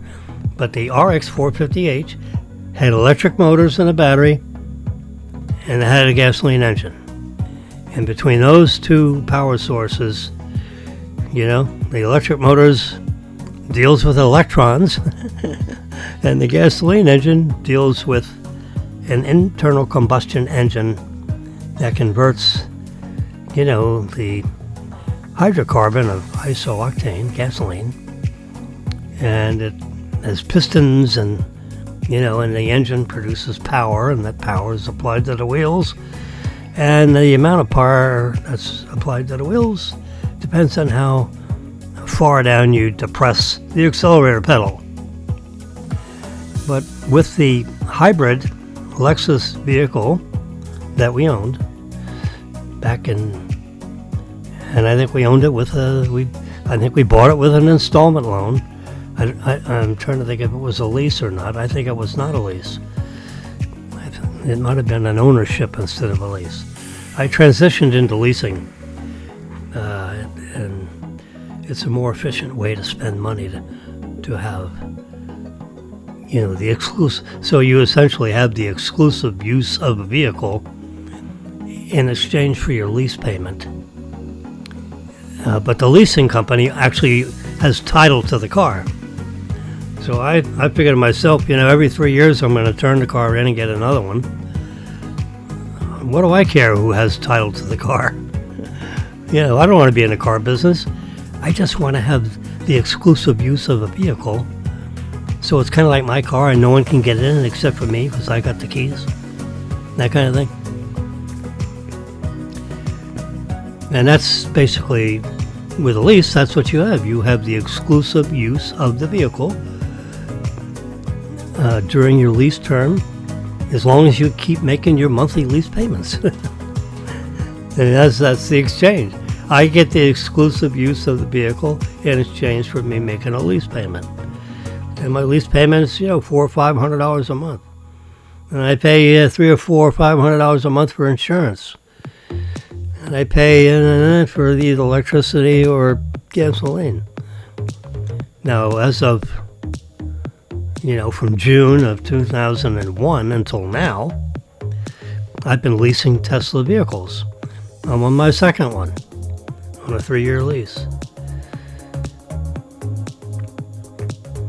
It's a no money down lease. I pay $500 and something a month. And I pay $400 a month for insurance, so it's $900 a month. I gotta pay for the exclusive use of the vehicle, plus energy. In the case of an electric car, plus the cost of the electricity. If you have a gasoline engine car, it's plus the cost of your gasoline. Electric energy is more efficient cost-wise than gasoline. Gasoline might cost you, a gasoline engine, if you figure out how many gallons of gas that you use over the period of time that you have a gasoline-powered vehicle, you're paying 300 or 400% more than I pay for the cost of electricity. It's the way it is. With electricity, with a Tesla vehicle, it costs about 5 cents a mile. If you add up what your electric cost actually is, and divide that, and you know what that is for your vehicle, and you divide that back by the cost of your electricity by the amount of miles you've driven, it comes out to about 5 cents a mile. Just write it down. And gasoline powered cars, I would have paid, figuring the car runs about 25 miles per gallon, and you figure the gasoline is, $2.50, $3, $3.50 a gallon. It changes, because of politics. You have a liberal, administration. The gasoline is $3.50, $4.50, $5 a gallon. When a conservative gets in there, the price of electricity comes down because the price of gasoline comes down because the current conservative administrations is interested in energy cost, and they're willing to use petroleum as a source of energy to power your car. It's as simple as that. They're interested in other forms of. They're trying to discourage the use of hydrocarbons to power your vehicles. And therefore, the cost of gasoline goes up and up and up. And they want you to buy electric cars, or lease electric cars, so that we don't poison our atmosphere. So that's a good thing. But that transition should be more gradual in the eyes of conservative administrations. They want you to have the free choice of either having an electric car or a gas car, and they don't want you to be so hard.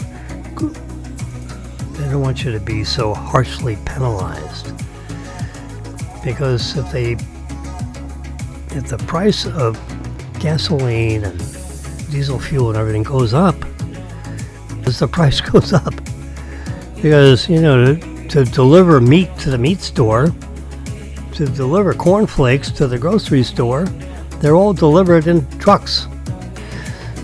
And trucks are either powered by diesel fuel or gasoline, and that's a hydrocarbon. And they don't have a lot of electric vehicles yet that power 18-wheelers and 14-wheelers and whatever. It's mostly hydrocarbons that energize those forms of delivery. So if the price of oil, gasoline, diesel goes up, the price of cornflakes goes up. Because part of the price of the cornflakes is the delivery from the factory to the grocery store to you. Yeah, it's all energy cost is part of the total cost. People don't realize it, but it is. So if hydrocarbon cost is low, then the cost of delivery of these things is lower inflation rate. Yeah. Anyway, so Herbert Ong talks about electric cars and the full self-driving software package that can be included in a Tesla vehicle. It costs you $99 a month to have the automation of the car activated. And you just tell the car where you want to go, and it takes you there. They call that full self-driving supervised. And it's supervised by you, because you got your feet right near the gas pedal and the brake pedal, and you have your hands, gently on the steering wheel. But when it's ready to make a right turn, that wheel will spin to the right, and you just let it slip through your fingers. You don't have to, do this. It's quite amazing. So every car made from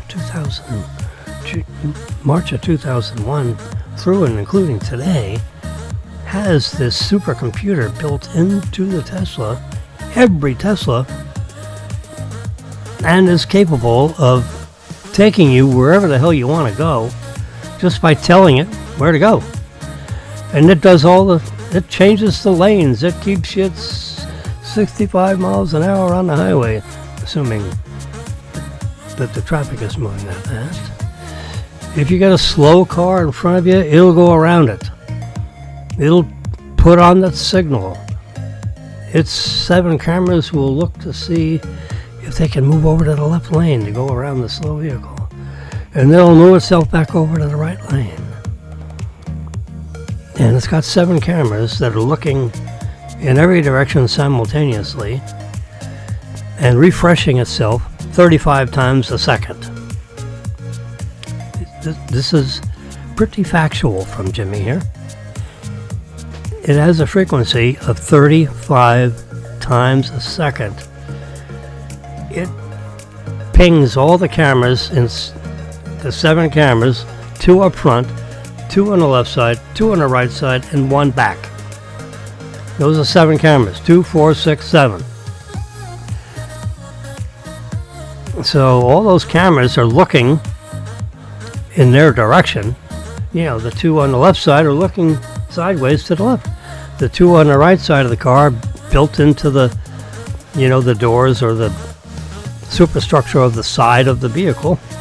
You got two cameras looking right, two cameras looking left, one back and two forward. A wide angle forward and a telephoto forward. Medium telephoto forward, which is what I would call medium telephoto. So that way you can look in the distance, and it has a real wide angle front-facing camera, so that if something is in front of your vehicle, it won't crash into it, regardless of what speed it is. So if you're at a stoplight, it watches kids come across the street, it watches pets, dogs, debris, construction, pylons that might be in the way of the road so you don't run into a ditch that, when they're digging up the street for some purpose, fixing the street for some purpose, adding a bridge, whatever, all kinds of, it'll properly go around a construction site. It'll stop if there's a guy with a portable stop sign. It'll go when the guy waves you on. And, the computer system knows how to interpret everything that's going on with driving a vehicle. And there's a lot of different possibilities of what can happen. Well, the software package is very, very complicated, comprehensive, and will drive the car. They say it's 5 times safer than the average human driver. The average human driver, this is all information that I've gleaned from all the studies and stuff out there with Tesla automated driving, and anyone else that's just driving any other car. On average, every 700,000 miles, if you study every single car on every single highway, and how many accidents there are, and how much it costs per accident, and the insurance companies and legislatures, state and national, the National Highway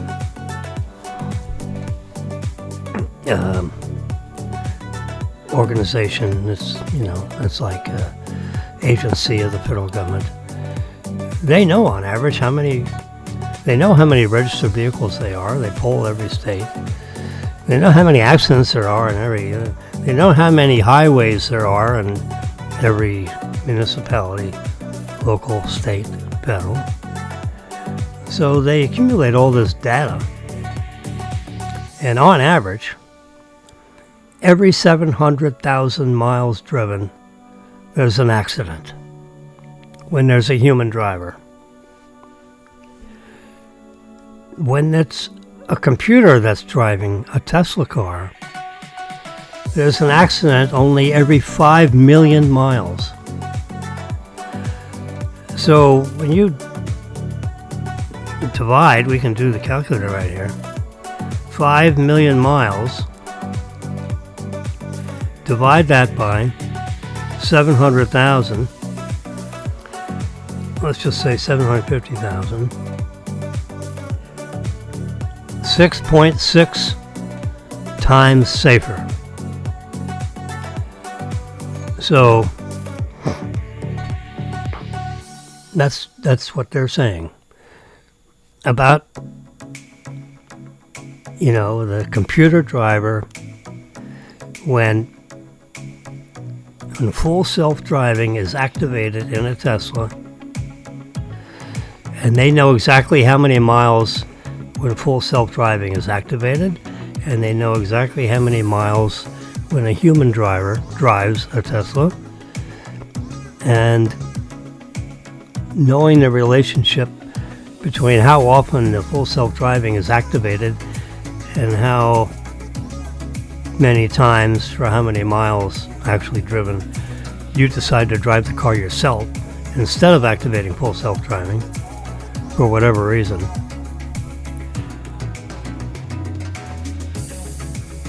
when you compare all that data, which I just did a division for you, the full self-driving computer is 6.6 times better than you are as a human driver than if you drive the car. Because if you drive the car, every 700,000 miles, you're going to get in an accident. It's his fault, it's your fault, doesn't matter whose fault.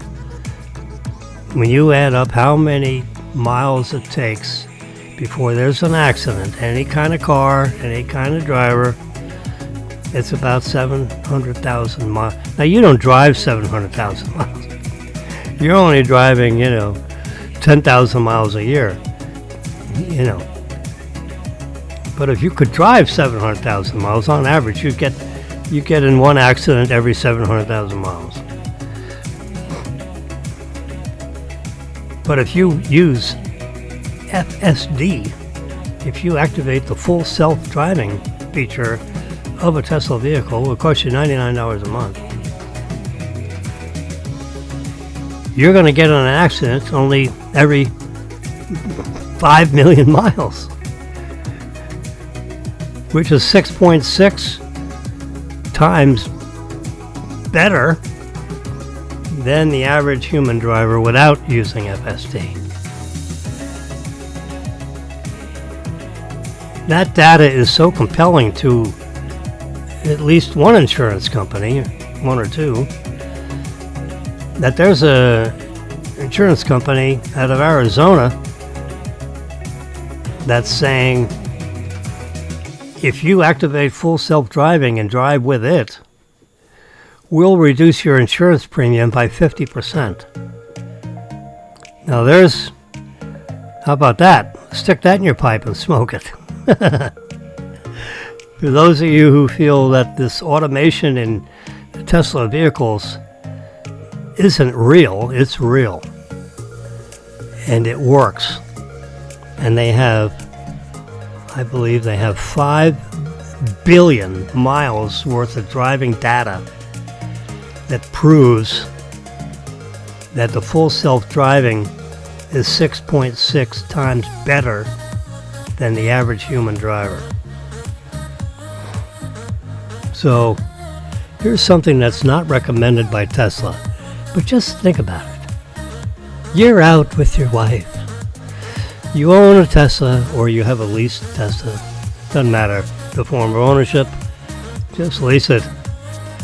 And you drive to Houston's for a nice dinner. And you have a couple glasses of wine. And then you have another glass of wine. And you're just, you're slightly impaired because you've been drinking an alcoholic beverage, like several glasses of white wine. Well, if you drink several glasses of white wine, you're impaired.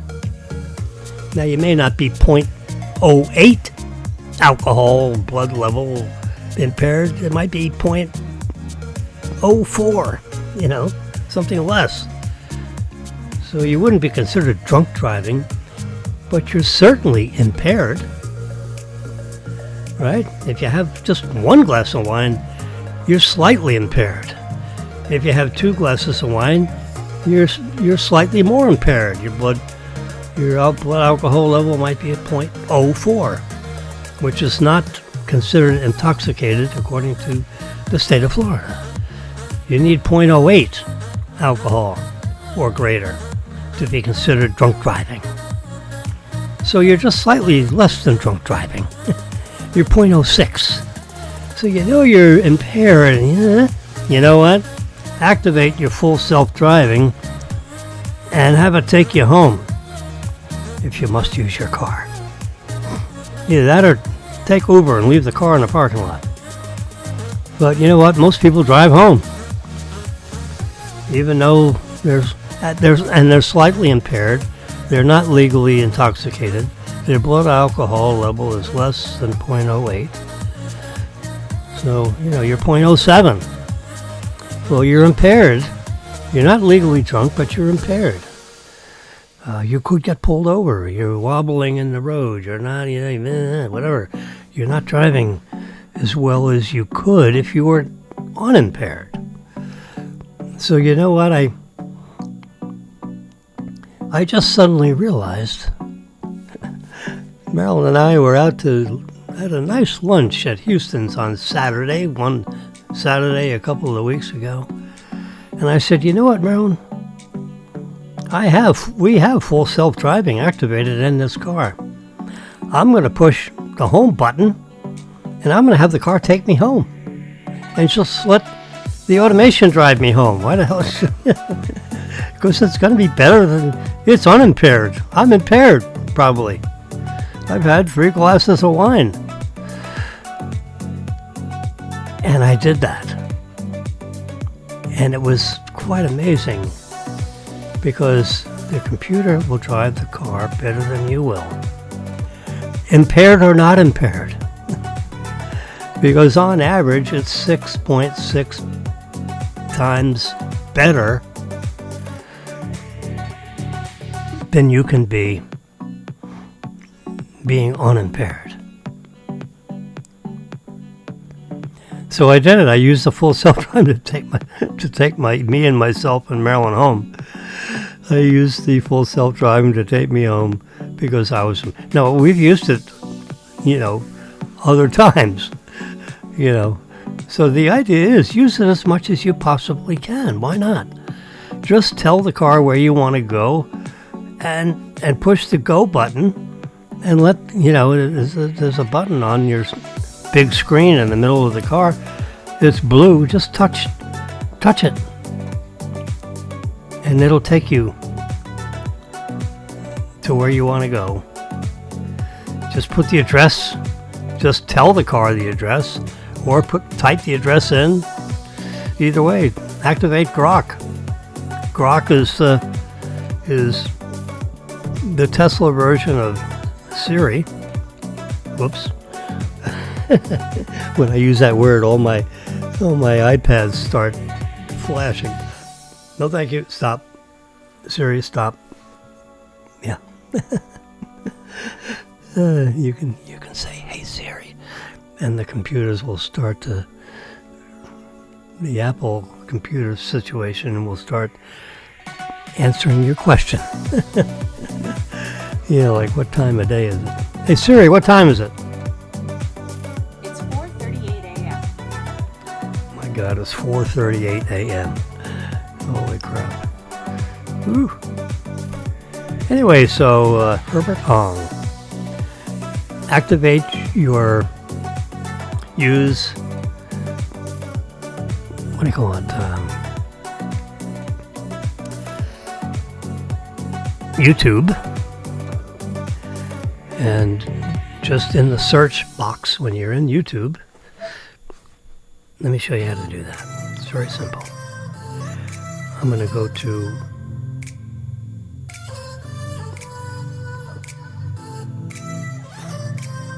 just your regular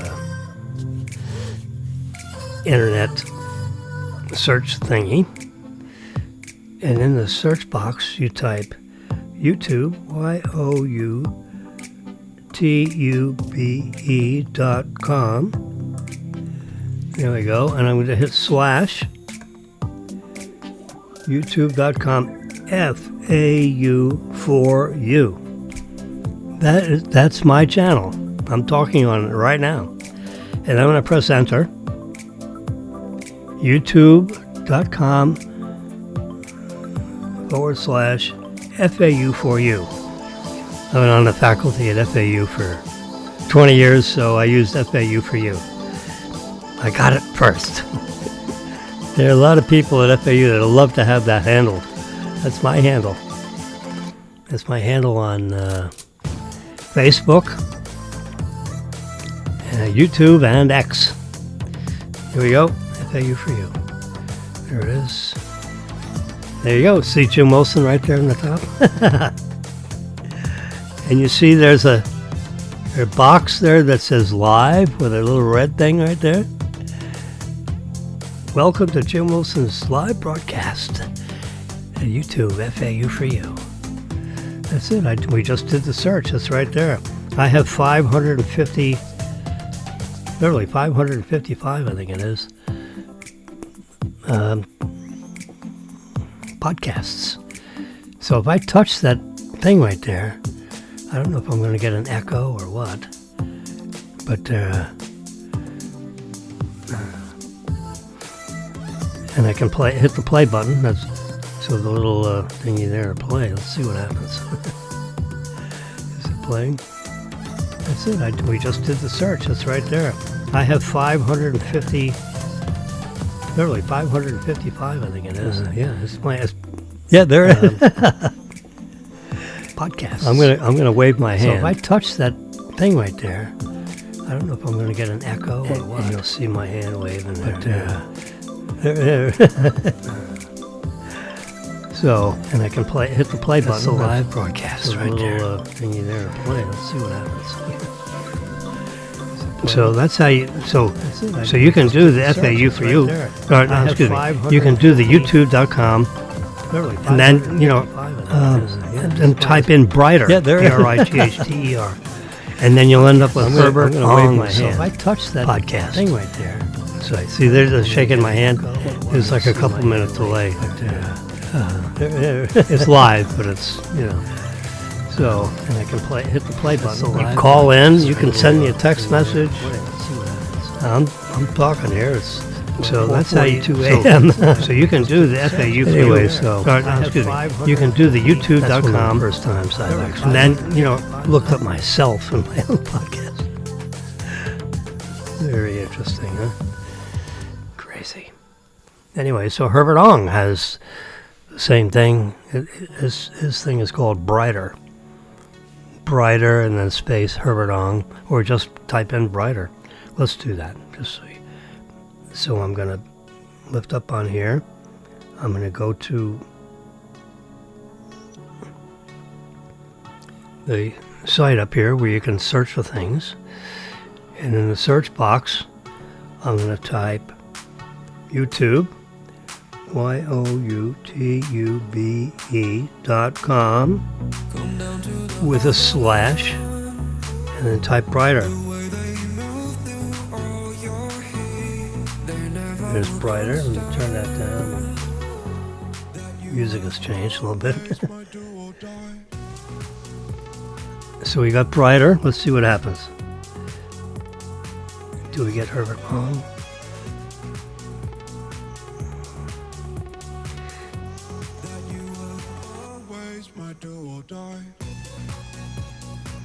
Herbert Ong, Brighter. Press center. Let's see what we get. Do we get? Well, maybe we have to type in.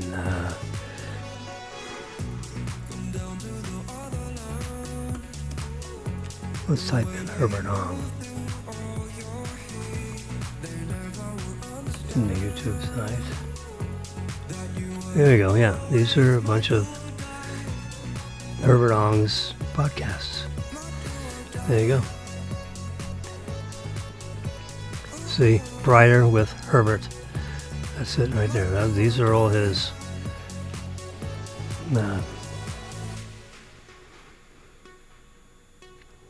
And he talks about Tesla stock, and he has other people that he interviews. The one site that I'm working on, where's it? Here, with this podcast, this is a 21-minute segment that he didn't interview anybody. He just had his own script, and he went through all these different panels discussing how the Tesla company is transitioning from selling cars to the public into leasing, and then in the future you'll subscribe the car. Right now there's no, Tesla doesn't have a subscription for the vehicle itself. It has it has a subscription for the full self-driving activation of your computer that basically will take you to wherever you want to go. But you have to supervise the driving. Now, the software is going to get updated in the next few months where it'll be unsupervised, where you can put in the address of where you want to go and you can take a nap. You don't need to supervise anything. It'll take you there because the computer system is so stable and it's so much better than a human driver that you can just tell the car where to go and take a nap. Tesla is going to start making robotaxis, robocabs, robotaxi they call them, which is cars without a steering wheel and without brake pedals or accelerator pedals. But it has a very active computer and very active software. That software is already written. The computers are already in the cars. Every Tesla from 2001 March until now has the actuators, the accelerators, the automatic braking systems, and a complete navigator system, so that if you want to take you to work, you just push the work button. You activate the work button and put in the exact address of where work is, and it'll take you there. And then it's got two major buttons in the navigator: home and work. So if you're at work, you push the home button, it'll take you home. If you're at home and you want to go to work, you hit the work button. And you just go back and forth every day and every night. And you don't have to drive the car. You just supervise. You just watch over it. But I'm telling you, in the next, which is magical, where you can just watch the car drive itself, but you keep an eye out, so in case something comes up or jumps in the way of you, you can hit the brake pedal. Or if it's getting too close to something on the other side of that, you can take control of the steering wheel and prevent you from, bumping into another car. It won't do that, but just in case. Yes, it's supervised, because every municipality and every state and every local government has not approved the Tesla computer thingy yet. Most have, but many haven't. So that's a issue of transition.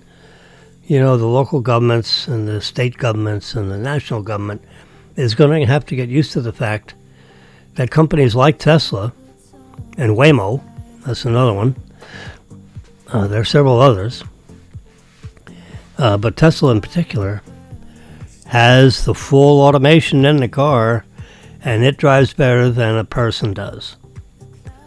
So get used to it, all you governments, because it drives better than a person. Don't you want to save lives? Don't you want to have less accidents rather than more accidents? Let these companies drive the cars for people. And Tesla is there right now. This is not in the future. It is right now. And we have a Tesla. And I can tell you, we went to Disney a couple months ago. I said, Marilyn, what's the address? It was like a demonstration for Marilyn, because she hasn't really used this system when she goes back and forth to work. But she could. And I'm demonstrating to her exactly how you use it, which is it's easier than turning on your TV at home.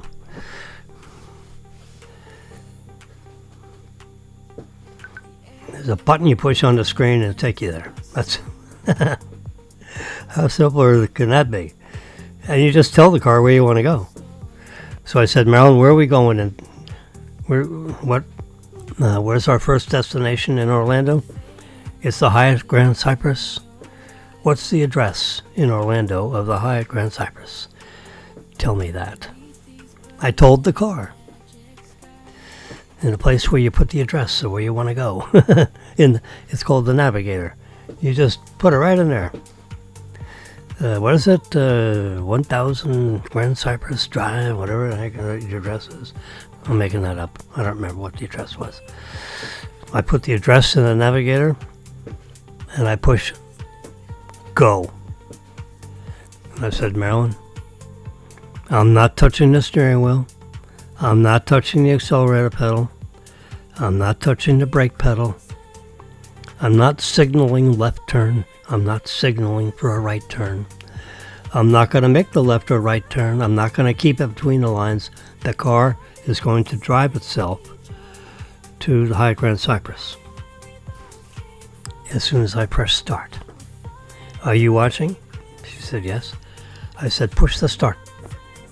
Just hit that blue turquoise button on the screen. Just touch that where it says start.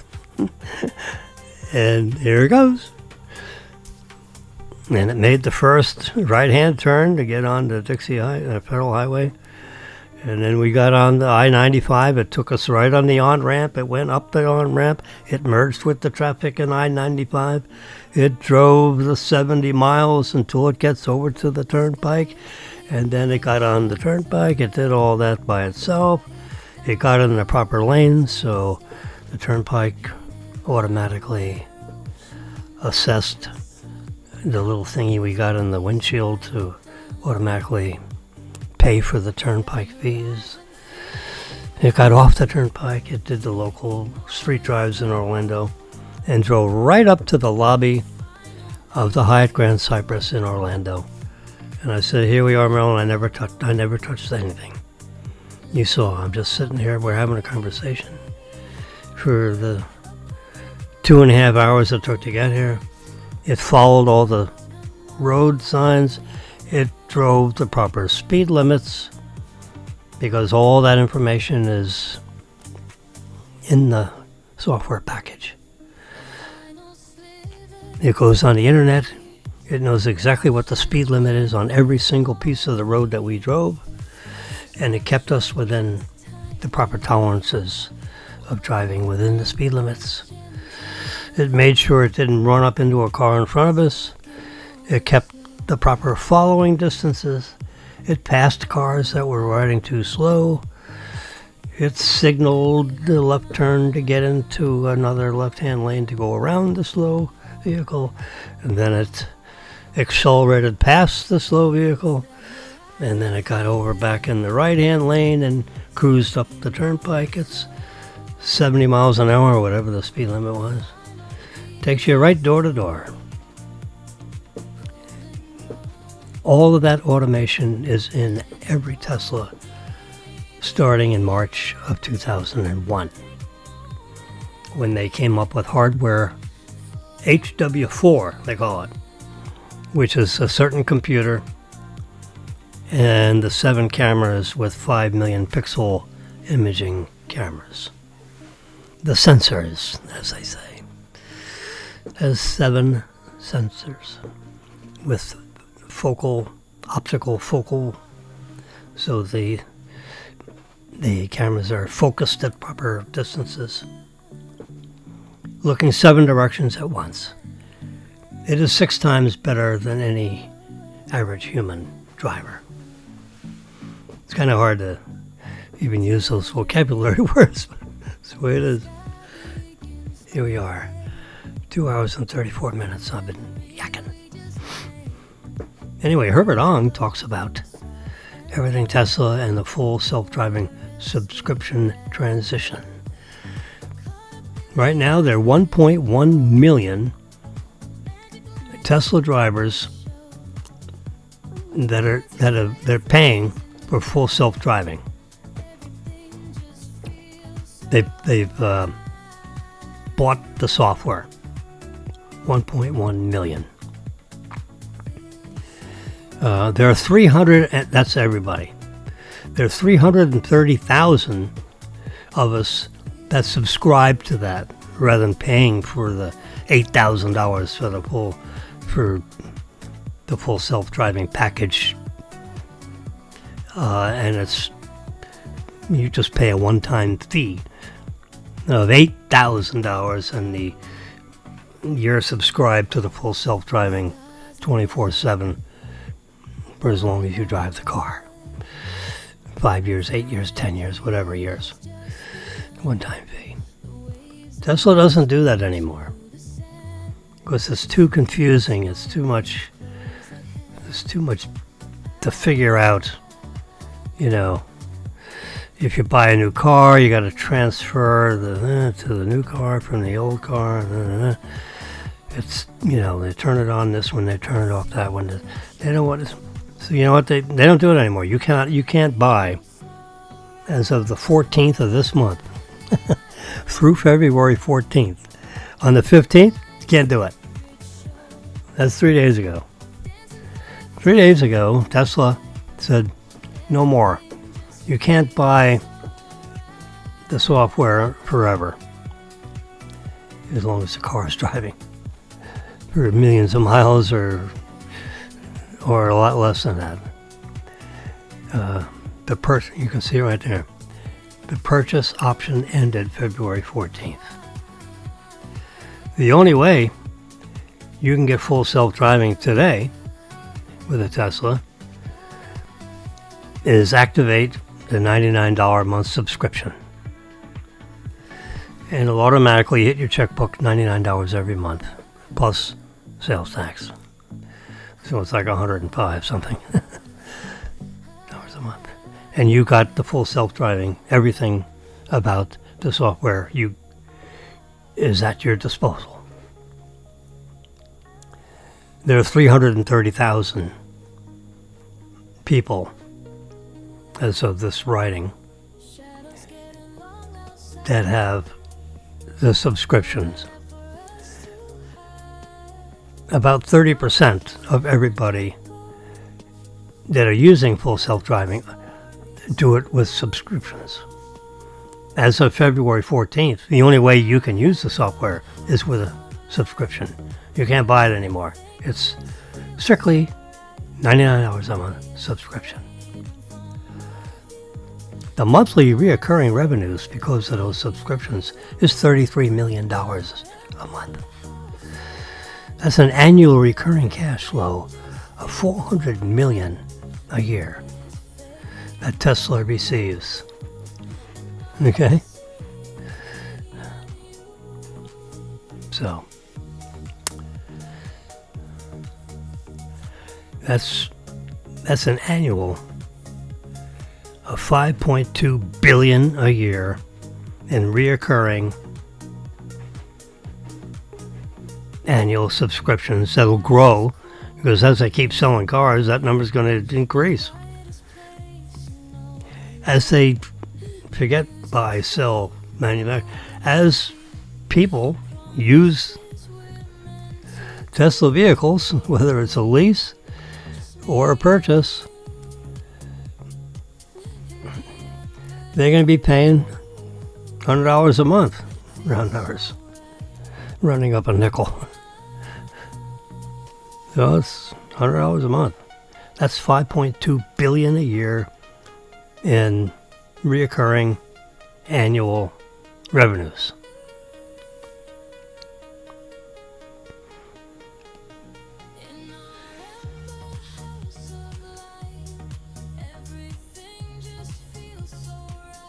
So, right, they're trying to, come up with a Tesla now. This is Herbert Ong talking.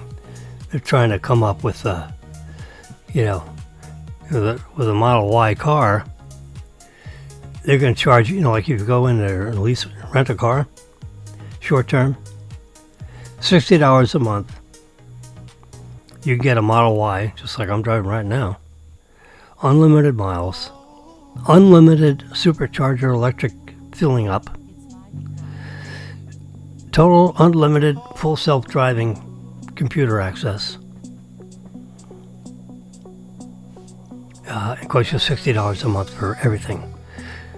It's fully insured. You got all the fuel you need to drive anywhere you want to drive. They got superchargers every 50 miles, in every single direction in North America. And They have full self-driving. The computer's already in the car. And, you got this totally automated vehicle that take you anywhere. Stop, go, this and that. You take it, you can get free fill-ups, And the insurance is already done. You don't have to do with insurance. That's just short-term program rental. And they have 3 different prices for the 3 different cars. Cybertruck, you can turn in a car and decide to drive a Cybertruck for a month or 2. Yeah. There we go. So here's what's going to happen. Is the traditional buy a car, it depreciates over time, and then you sell the used car, and after 4 or 5 years, it's worth half of what you paid for it. If you just wrote a check for a car, this is this column right here. The traditional buy the car. You buy the car, it depreciates over time, so it was worth, $50,000 when you bought it, and 4 years from now, it's worth $25,000. I'm making it up in their average numbers, and I'm not too far off. What Tesla wants to do, instead of having you buy the car, or lease it, or finance it with a bank, or write a check, either way, you take control of the car, it depreciates over time, you sell the car, and over 4 or 5 years, it's worth half of what you paid for it. What Tesla wants to do is says, why be in the car business? Lease a car, turn it back to Tesla. Those cars that you turn back into Tesla after 3 years, you know what they're going to do? They're going to activate them as robo-taxis, and it just goes right into the fleet. Goes back to Tesla. The computers are already in the car, and then with your app, and it's activated in several states now, California and Texas. Florida, they're already hiring people in Miami to, help whatever they supervise the fleet, and centralized in Miami, and it'll come up the state and over the state and all that. So Miami will be activated for robotaxi, any day now, which you have an app that you have on your phone, just like you have Uber. And you hail for a, robotaxi, and a vehicle will show up at your front door in a few minutes. And you get in the car, it knows where you want to go, and it takes you there. Then you get out of the car, and then it drives off and picks up someone else that hails a car. And pretty soon there'll be Tesla cars driving all over the place, all by themselves, fully automatic. And so that's what happens if you lease a Tesla. After 3 years, you turn it back to Tesla, and then it immediately goes into the fleet. And Tesla then robotaxis them until they fall apart, which is several million miles from now, because the cars are that good. Had the car, and there's nothing to do with the service. There's no oil, there's no air cleaner changes. Every night the vehicle goes back into like a service thing, and they have automatic car cleaners and vacuums them up and cleans them up, and they have people supervising that process. Which is why they're high people mind, because at 2, 3, 4 in the morning, the cars will then cycle through a cleaning station of some sort, and it'll vacuum out all the dirt and stuff that comes in, all people's shoes. It'll wipe down the furniture. People leave soda cups in there, it'll clean them out. So when the next person leases, or when the next person use a robotaxi, it's clean, you know.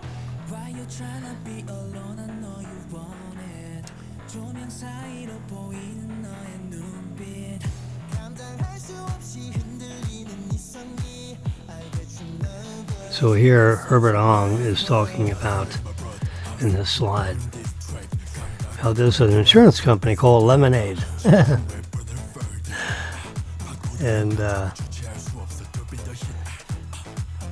it'll give you a 50% discount on your insurance if you'll use the full self-driving feature. Whether it's supervised or totally autonomous, your insurance premium is 50% of what it would be if you don't use full self-driving. That's like actuarial proof that computer-driven cars are safer than human-operated cars. And the board of directors of Lemonade is saying that premium will drop even lower than 50% as we get experience, more and more actuarial experience with all the vehicles that we have in Arizona and Oregon. Those are the two places that Lemonade is operating, and they're going to go all over the country. But those are the two states they're starting in right now. This is now. They're giving you 50% discount if you'll use the full self-driving. And the car knows whether it's operating under full self-driving or not. So if you choose not to activate the system, your insurance premium is, $400 a month. I'm making that up. But in Florida, that's what it would be. If you're a safe driver, it's $400 a month.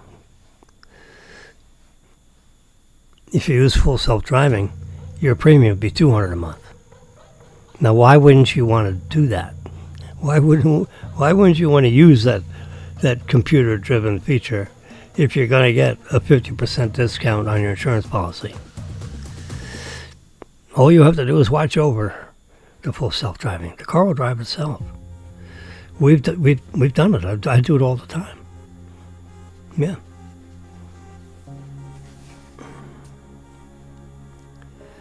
Well, there's an insurance company that's giving you actual proof of how much you can save by using full self-driving.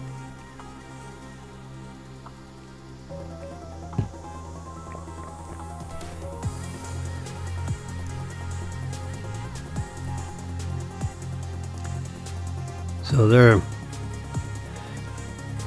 Tesla is transitioning now to this full self-driving package in exchange for the exclusive use of a vehicle instead of actually owning it. That's what this slide's about. So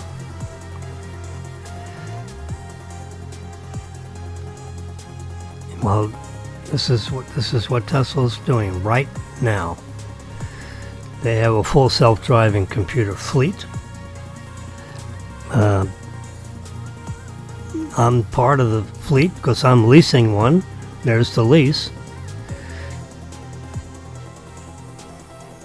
They're starting a rental system where you can have short-term exclusive use of a vehicle, like days, weeks, and months, like you would do if you leased a car if you were vacationing in Orlando, and you want to, you're from here, so you take a train up to Orlando, and you rent a car,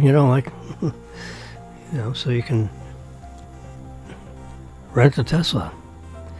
It's got the full self-driving computer. You just tell it where to go, and it'll take you there.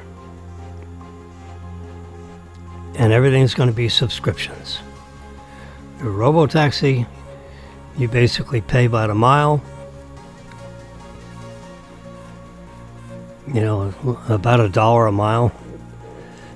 Why wouldn't you do that? Why would you use Uber and pay $2 a mile when you can hail a Lexus, excuse me, when you can hail a Tesla and pay $1 a mile. So you drive 5 miles, you pay $5. You do Waymo, it costs you 12. It costs you Uber, it costs you 10. So instead of having an Uber driver with some shady looking guy up front that's driving the car, or some gentleman, whatever, or lady.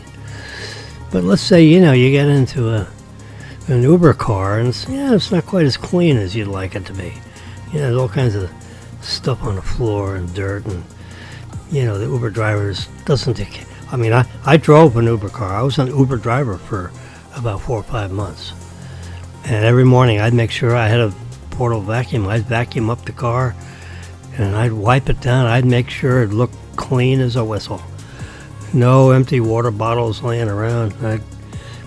I'd clean it up every time I'd drive somebody somewhere.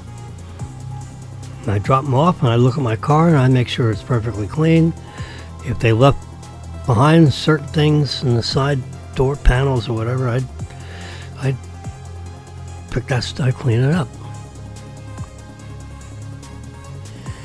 In the robo-taxis that Tesla makes, there are no side panels where you can put things. They got 8 cup holders. So you can put a cup in a cup holder, or a bottle in a cup holder, or a 20-ounce, thing that you get when you stop off at a 7-Eleven.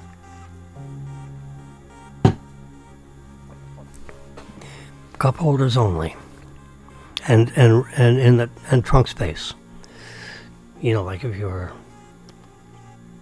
going to use a robotaxi to get to an airport. Robotaxis have nice, big. You can put golf clubs back there. You can put all your baggage back there if you're traveling. Any way you're traveling, I mean, you could take a robotaxi. If you wanted to, I guess you could take it 100 miles or so. Cost you about $1 a mile. 100 miles, $100. No tip. With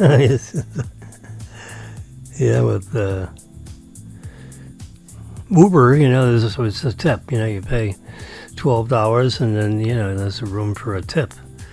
How do you not tip? Some people don't. Most people do. But with robotaxi, there's no tip. It's about $1 a mile. That'll go up and down with, whatever time and the value of $1 inflation rate.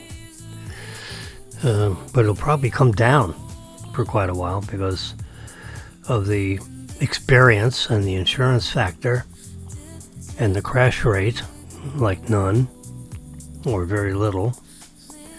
So once Tesla gets the full experience with subscriptions, it starts off at a certain level, and it'll gradually come down because the computer will drive the car better than the person. And if necessary, Tesla will tweak the software, for some reason. It's you have this hugely powerful computer sitting behind your, 40 times better than the best laptop, because the computer is designed to run the car. It's not a computer designed, to be operated by a person with a keyboard with all kinds of different inputs and outputs and this put, that put. It's a computer that is engineered to drive a car and to accept the software with these neural networks, whatever that means. I actually don't know. I know a lot of things, but all this whole neural business, I don't really understand what that means, and at my age, I don't need to know.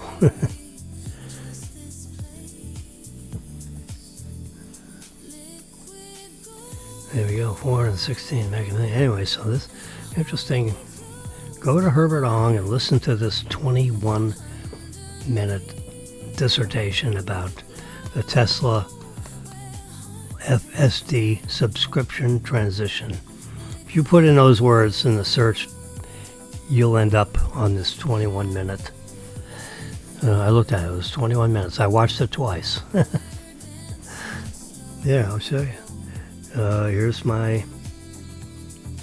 what do you call it? My messenger. Let me look at the messages to myself. Hello, self. I should have one here.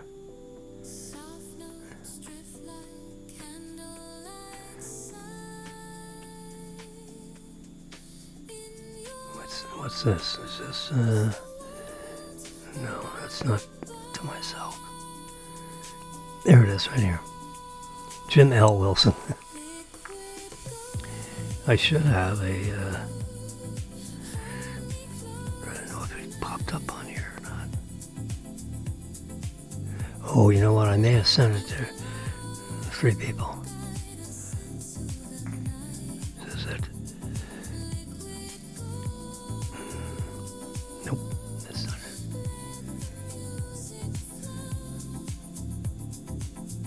It's this one, yeah.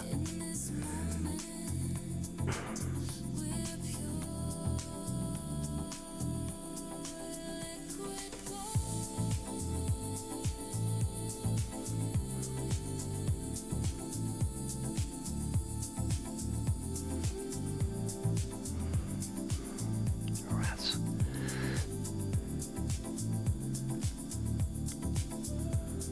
It's this one right here.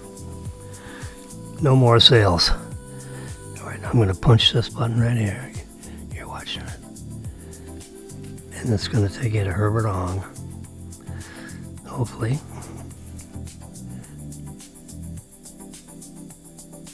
By 2027, There it is. your There he Tesla is. could pay you $30,000 a year. Not save you money, pay you. Cash deposited into your account while you sleep. That's not hype. That's So there he is in this segment. Like the world just found its way. Golden touch, your rhythm's fire. You got that spark that lifts me higher. Spin me round, don't stop the beat. Your heartbeat's on. the math. If Tesla does go with what Elon said about Yep, doing 21 minute- 75% 21 and a half minute revenue segment. their cars There it to is. the global tech. I watched it twice. If you can't find it, you send me a text message, and I'll text back to you the link, so that you can watch Herbert Ong on YouTube, and you can find it. I mean, you can.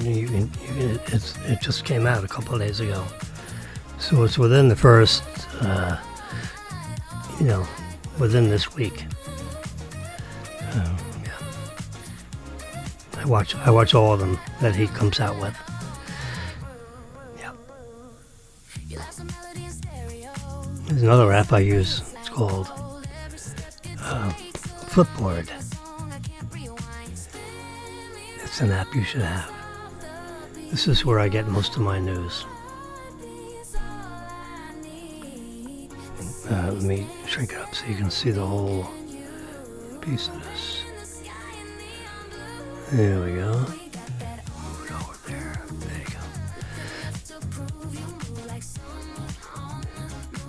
There you go. You go to Flipboard, get the app, and then if you're the first time ever using it, you type in all the places where you want to get your news. ABC, NBC, CBS, New York Times, the Miami Herald, Palm Beach Post, all the news, ESPN, sports this, that. You name all the places where you want to get news information from. That's in one hand. And then the other pocket you fill up is, what do you want to read about? I want to read about national news. I want to read local news. I want to read about anything that goes on the stock market. I want to read about sports and tennis, and you name all the topics that you're interested in. So when you page through a newspaper, what catches your eye? All these different things that you're interested in. Outdoor living, national parks. I'm looking at just some of the things over.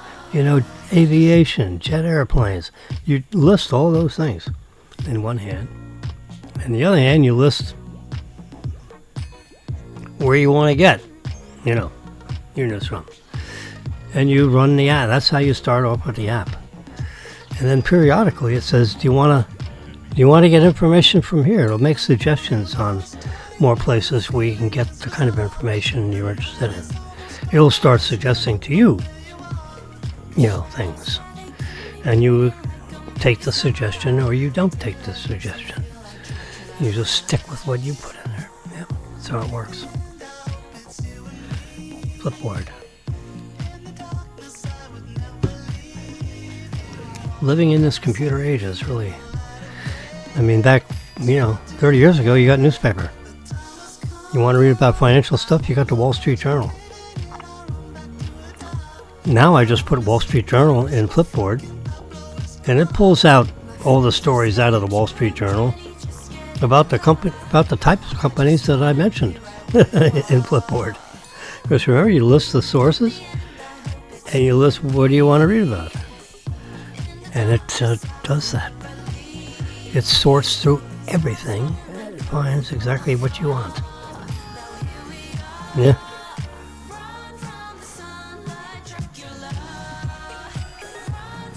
So that's what's going on with Flipboard right here. Trump gives painful response to awkward... I can stop this by putting my finger on it. AOC mocked for the absolute train wreck. When she was answering questions, she went to, this global economic thing in Germany. And she volunteered herself to be in a panel to be questioned. And they threw some questions at her.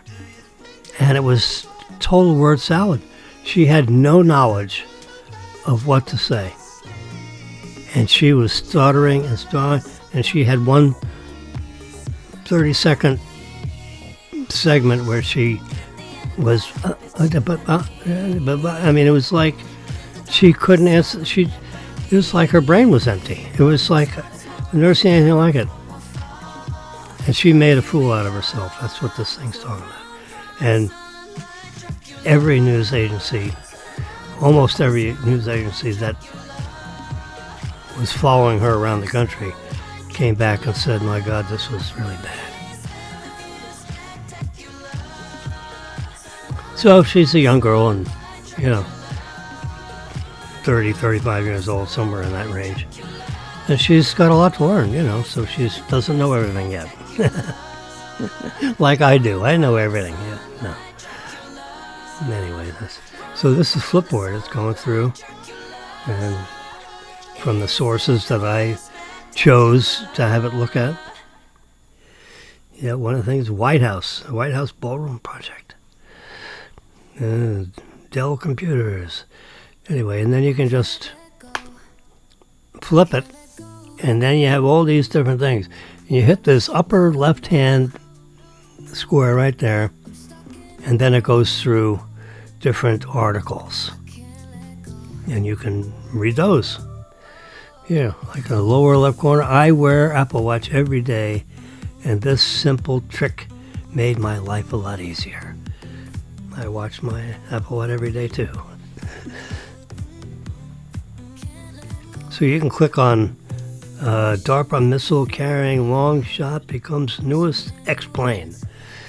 Tesla launches new Model 3 financing deal. Let's touch that one since we've been talking about Tesla. Reader view. Touch reader view up there.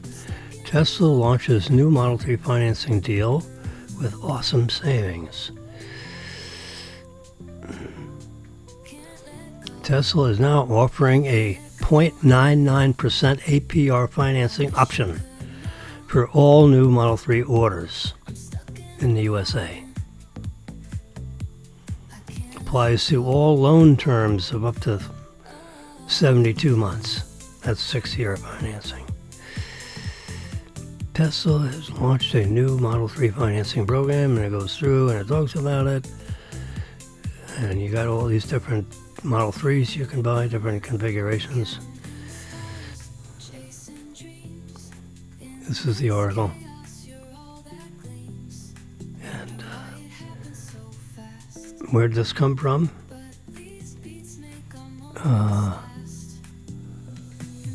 Joey Klender wrote the article.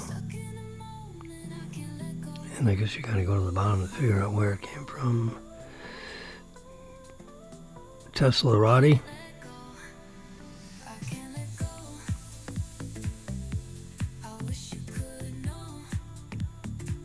Touch for you. Go back. Now we're back to this page. And then you can just page through all these different stories. Every once in a while they slip in an advertisement or something. See here we talked about this.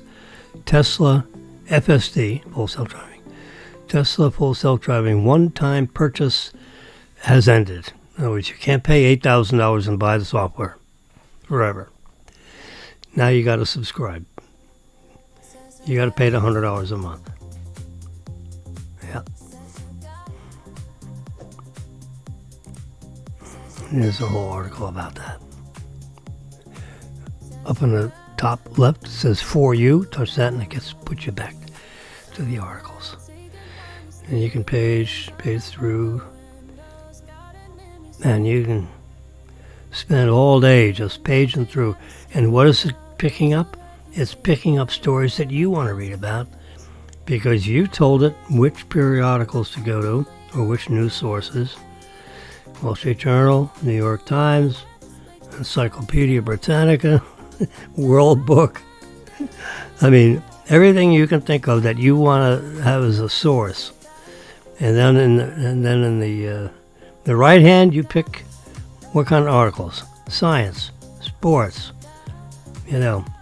politics, White House, Trump, whatever political candidate you want to follow.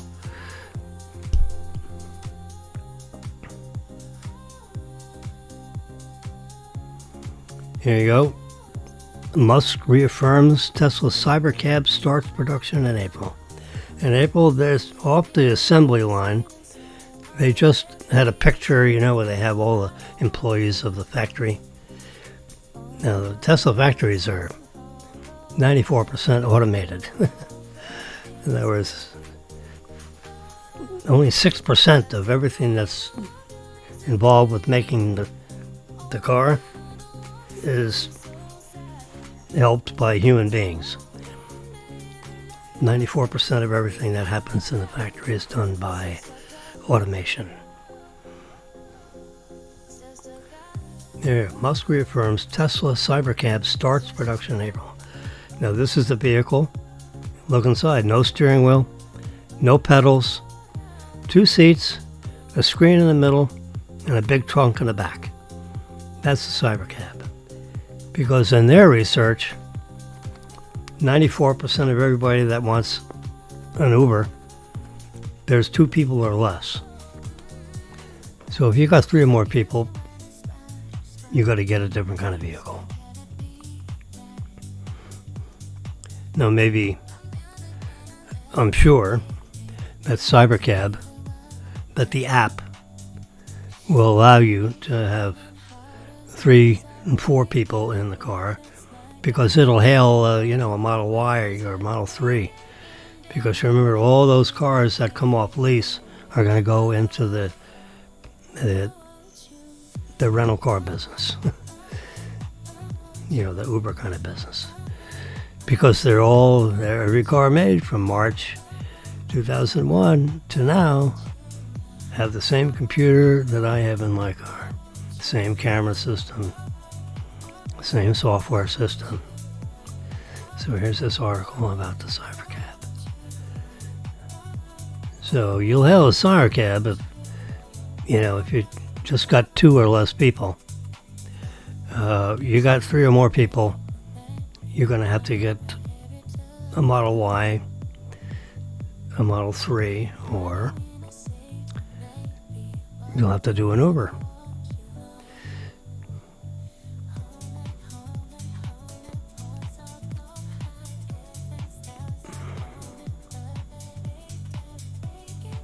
So these cybercabs, it'll be if they give you a purchase option, they'll be priced under $30,000. They've already determined that. Anyway, that's this article all about that. Very interesting. All right, going to hit For You. That'll take me back, to where I'm paging through.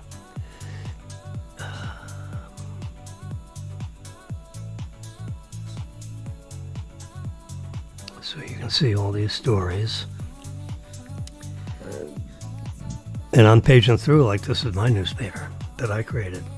I may not want to read every story about every topic that I put into, Flipboard. This is the first thing I go to every day when I start reading about news.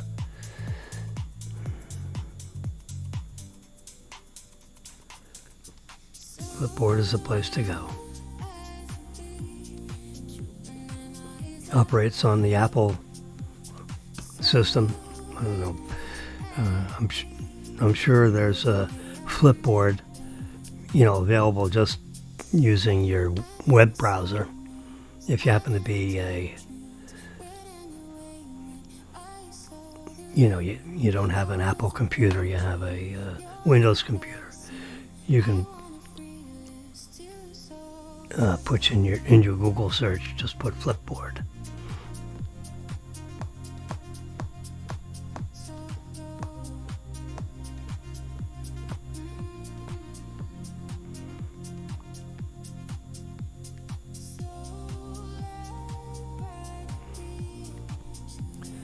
So you can see I'm paging through all my articles. All right, let's go back. You see now here? Remember the top left, it's like a double panel. For You, that's where you touch to get into your articles. Hit that arrow button to go back to this page. Now you see here, you want to read about gold, you push that gold button, which happens to be red. You want to talk about Apple Watches, you touch, the thing that says Apple Watch. You want to talk about Model Y cars, you see down all the way in the bottom. Tesla Model Y. Let's hit Tesla Model Y. The electric vehicle guy. Touch that one. You see that button down there? Bottom right. Model Y. Tesla Model Y. This is like a little magazine that the electric vehicle guy has put together. And I page through a bunch of stories and articles that this organization has created about Tesla Model Ys. And you can read all about Tesla reduces FSD subscription to $49 a month if your vehicle has advanced autopilot already activated. You just pay $49 a month. Tesla discloses FSD subscriber count for the first time at 1.1 million. There you go. They never used to give out this data. Well, apparently they just did. And I remember I talked about this with Herbert Ong told us about this. For the first time, Tesla has revealed how many people are actually paying for full self-driving. The answer is 1.1 million, roughly 12% of the entire cumulative vehicle sales. 12%. That's 1 out of 8.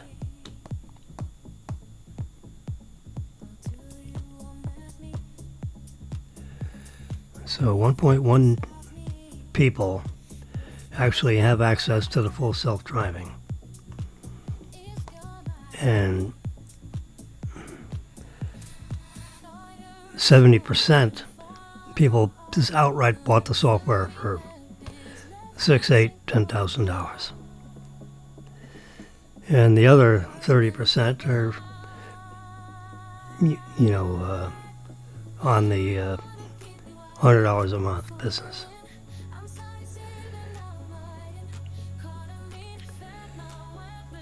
Tesla has delivered 8.9 million vehicles so far.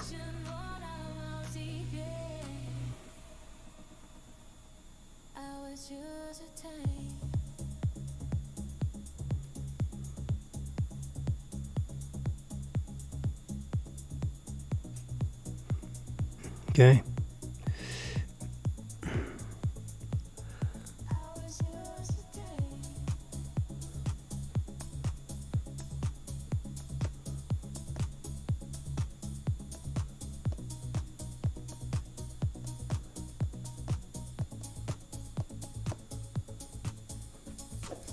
Remember I told you about hardware version 4? Apparently they have a hardware 4.5. It has something to do with the computer. They've upgraded the computer starting a certain date. See if I can see it here.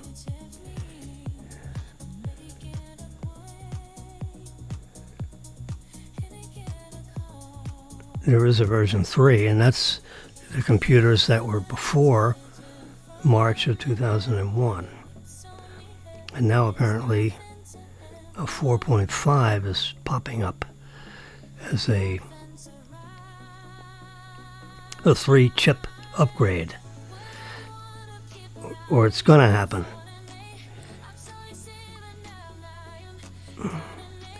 The company is preparing for the release, or it hasn't happened yet. It's soon to happen. They're going to upgrade the computer. So it's like a 3-chip basic. I've read about this before, another article. It might be later in this article, where they have 2 chips that operate simultaneously. So if one system fails, you got a backup in the computer, and this will automatically take over. It's identical. You can see all the pieces in the big computer board, have a identical shape and, a semiconductor count. So you got these 2 chips. So what this 4.5 is that they're upgrading to a 3-chip. So if these 2 chips, have similar results, a 3rd chip that has to pick which way. So it breaks the tiebreaker. So you got 2 chips, and if they both come up with a similar result, you got to have one chip that decides which way to go. And that's what the 3-chip system is all about.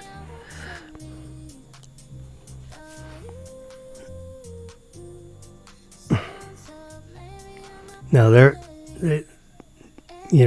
let's go back here.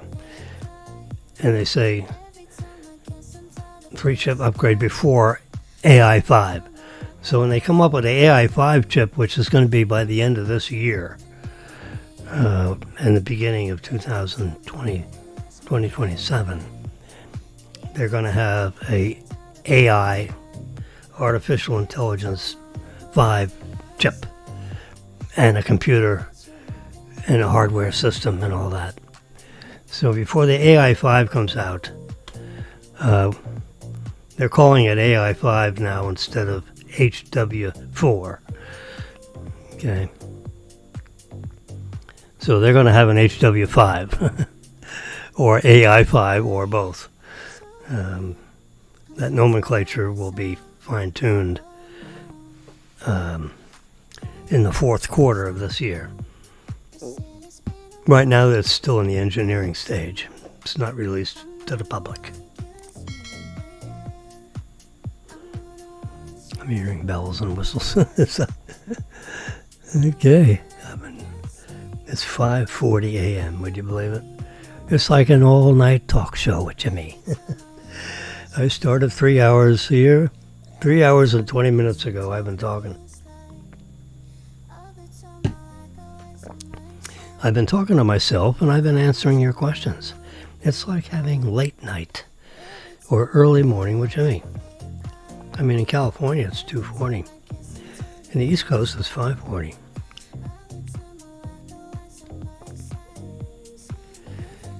Tesla cuts standard autopilot paywall basic safety feature. Oh yeah, they took autopilot out of the software configuration setup when you get a car, because it's you either turn on full self-driving or you don't. There's no autopilot. It gets too confusing on what those two terms mean, so they just eliminated the autopilot because full self-driving is the way to go.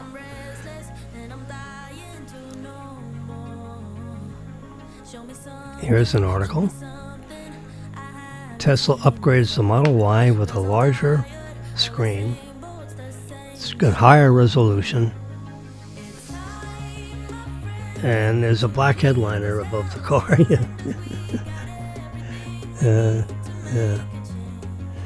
Tesla has quietly upgraded the interior of the Model Y by adding features to the standard and premium models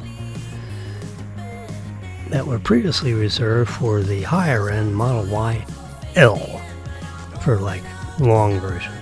It's 6 inches longer.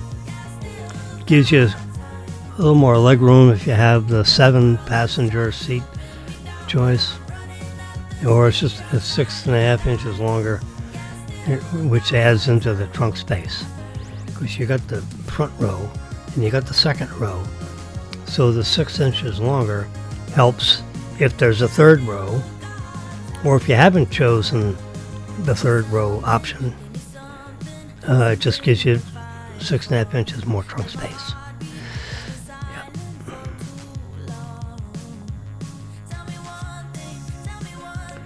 That's what that article's about. So it's amazing. Everything's art, and you want to read about Teslas, it sorts through all the different places where such articles can be written. It puts them right in that tab right there, in that bottom tab. There's another Model Y tab.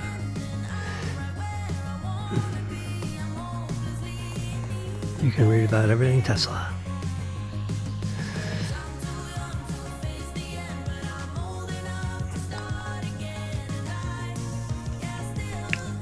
So Tesla is going to be a subscription company.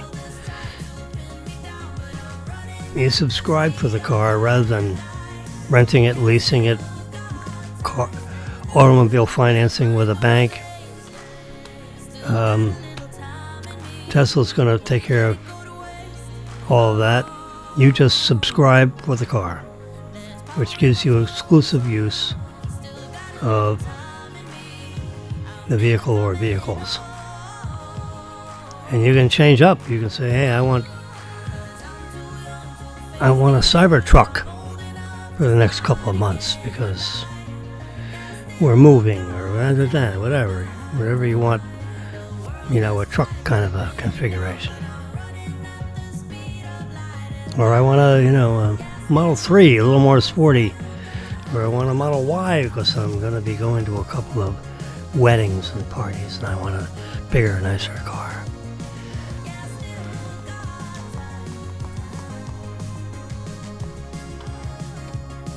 So pretty soon the only way you're going to be able to get a Lessa is to subscribe for it. Insurance is all included.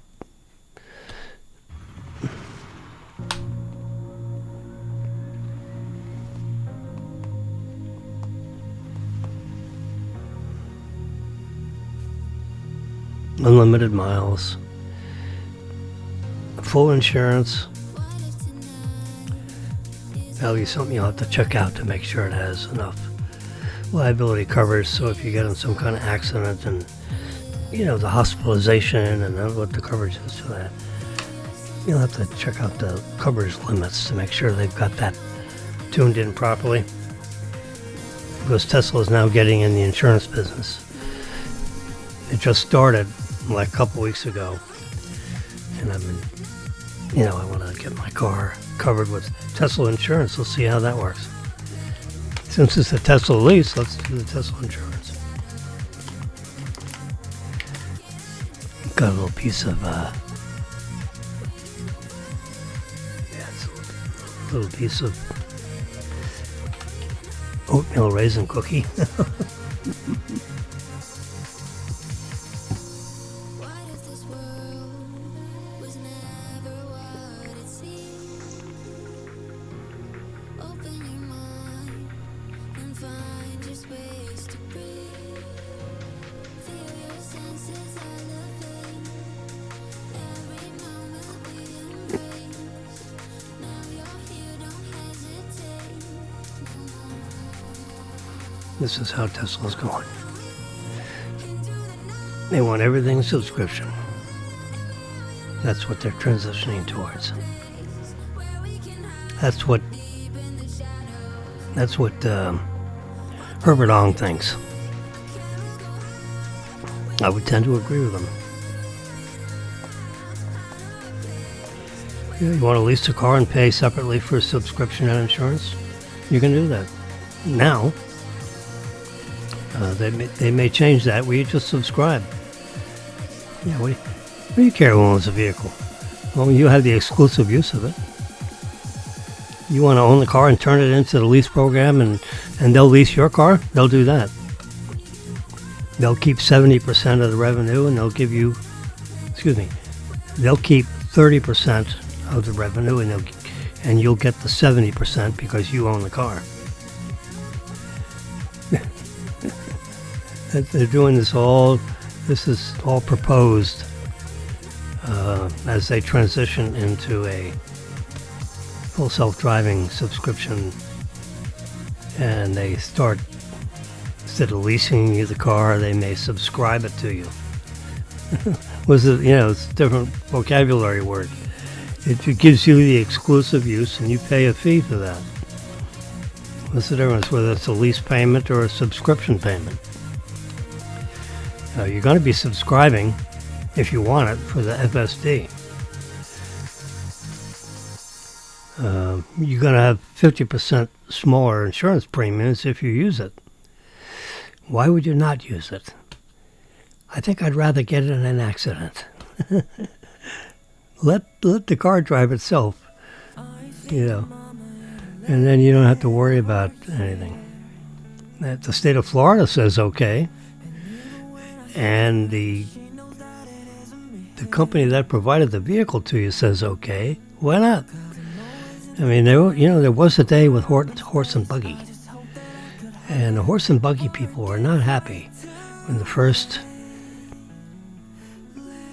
gasoline-powered car came off the assembly line in 1905. 1904 with the Model T when the Ford company first came up with a Ford. 1905.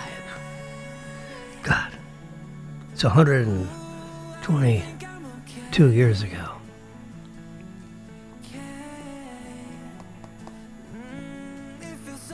All right. It's almost 6 a.m. It's 5:49 a.m. Can you believe it? And I've been on an all-night talk show, which is pretty good. I feel pretty good. I took a nap today, so I'm a little off. This is my longest broadcast. I've been on the air for 3 hours, 3.5 hours. See, 5, 4, 3, 2, 1, bam. 3 hours and 30 minutes. You can see it right there where my finger is moving. Over on the right side, upper right corner. Yep, this is my longest. Kind of like this late night, early morning thing. Yeah. pretty cool.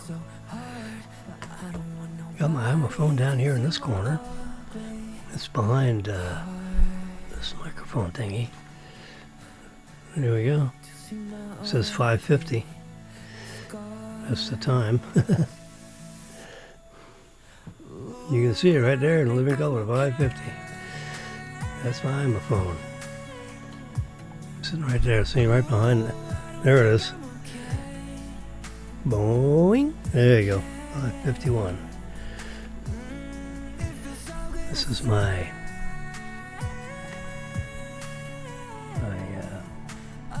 SM7B microphone. There it is. That's the most magical microphone I've ever had. Most of the news people and podcasters use this microphone. Yep.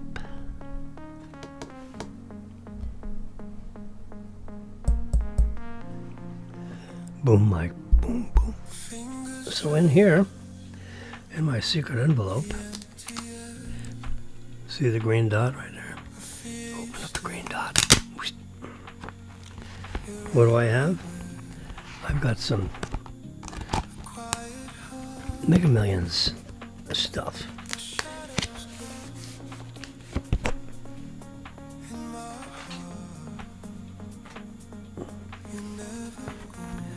I have my,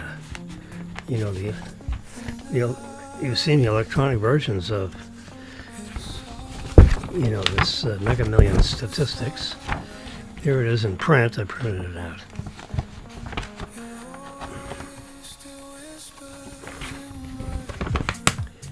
There you go. Here's the 3-line version when I show you the 3-line. There it is. Mega Million. See it right there. That's in here. And also put it back. Whoops.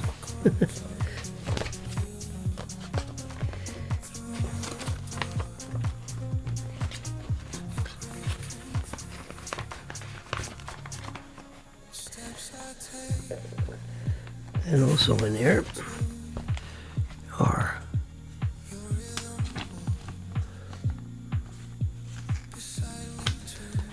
should be one more.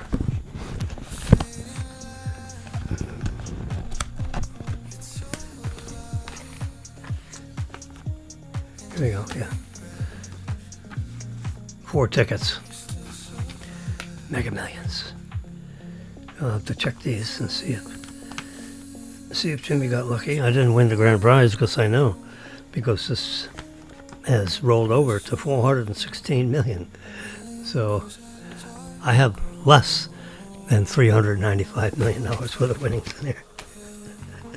Yeah, I mean, that's a long shot, baby. That's real long. I'll check these tickets sometime between now and Friday. Seal that back up. Put that back over here. Yep, that's my official envelope, you see. Do not destroy. Because there's cash in here too. It's a thick one. Yeah, it's got all kinds of stuff in there.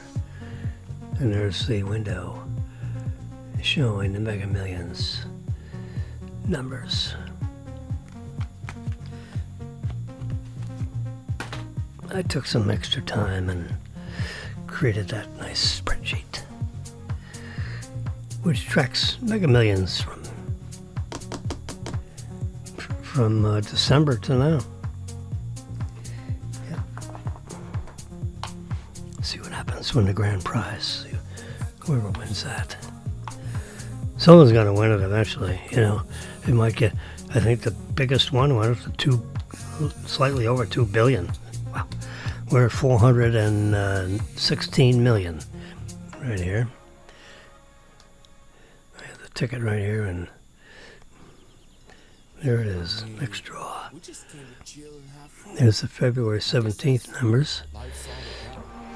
And there is the, doing the expando. I've had that up all night, so as I've been talking about it, I can like look back at it to make sure I don't mix it up. Yeah. All right, sports fans. I'm going to let you go. Winter storm warning. A priority news event on my phone. Let's see where that is.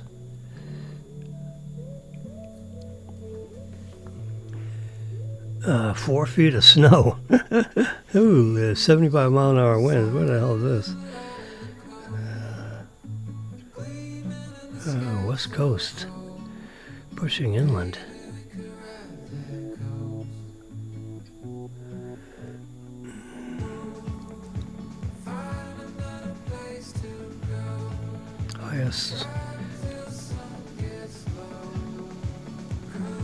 Heaviest snowfall is forecasted to occur over the Sierra Nevada.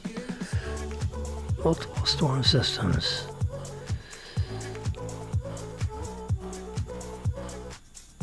Upper Great Lakes.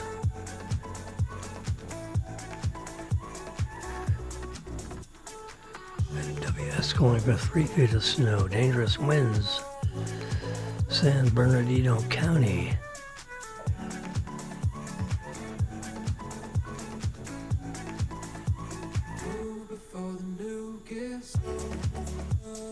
Here's all the snow at different elevations. We live down here in Florida where things are a little more sunny and a little flatter. 3 or 4 feet of snow expected. Holy mackerel. Alright, well, we'll have to see how that turns out. At 6 a.m., we have no snow here. So we're in the subtropics here, so when it gets to 40, that's really cold. My knees get cold just thinking about it. Look at that. We went right through the night. We're talking till 6 a.m. Holy mackerel. 3 hours and 37 minutes. All right, I'm gonna say good night or good morning. You all have a great day, and we'll talk at you soon. Like tonight, maybe late tonight. I kind of like this late night stuff. Take a nap in the afternoon and do late night. How about that? You can do the same. Have coffee with Jimmy. I'm going to throw this out and get a fresh cup. My 6 a.m. cup. You all have a great night. Bye-bye.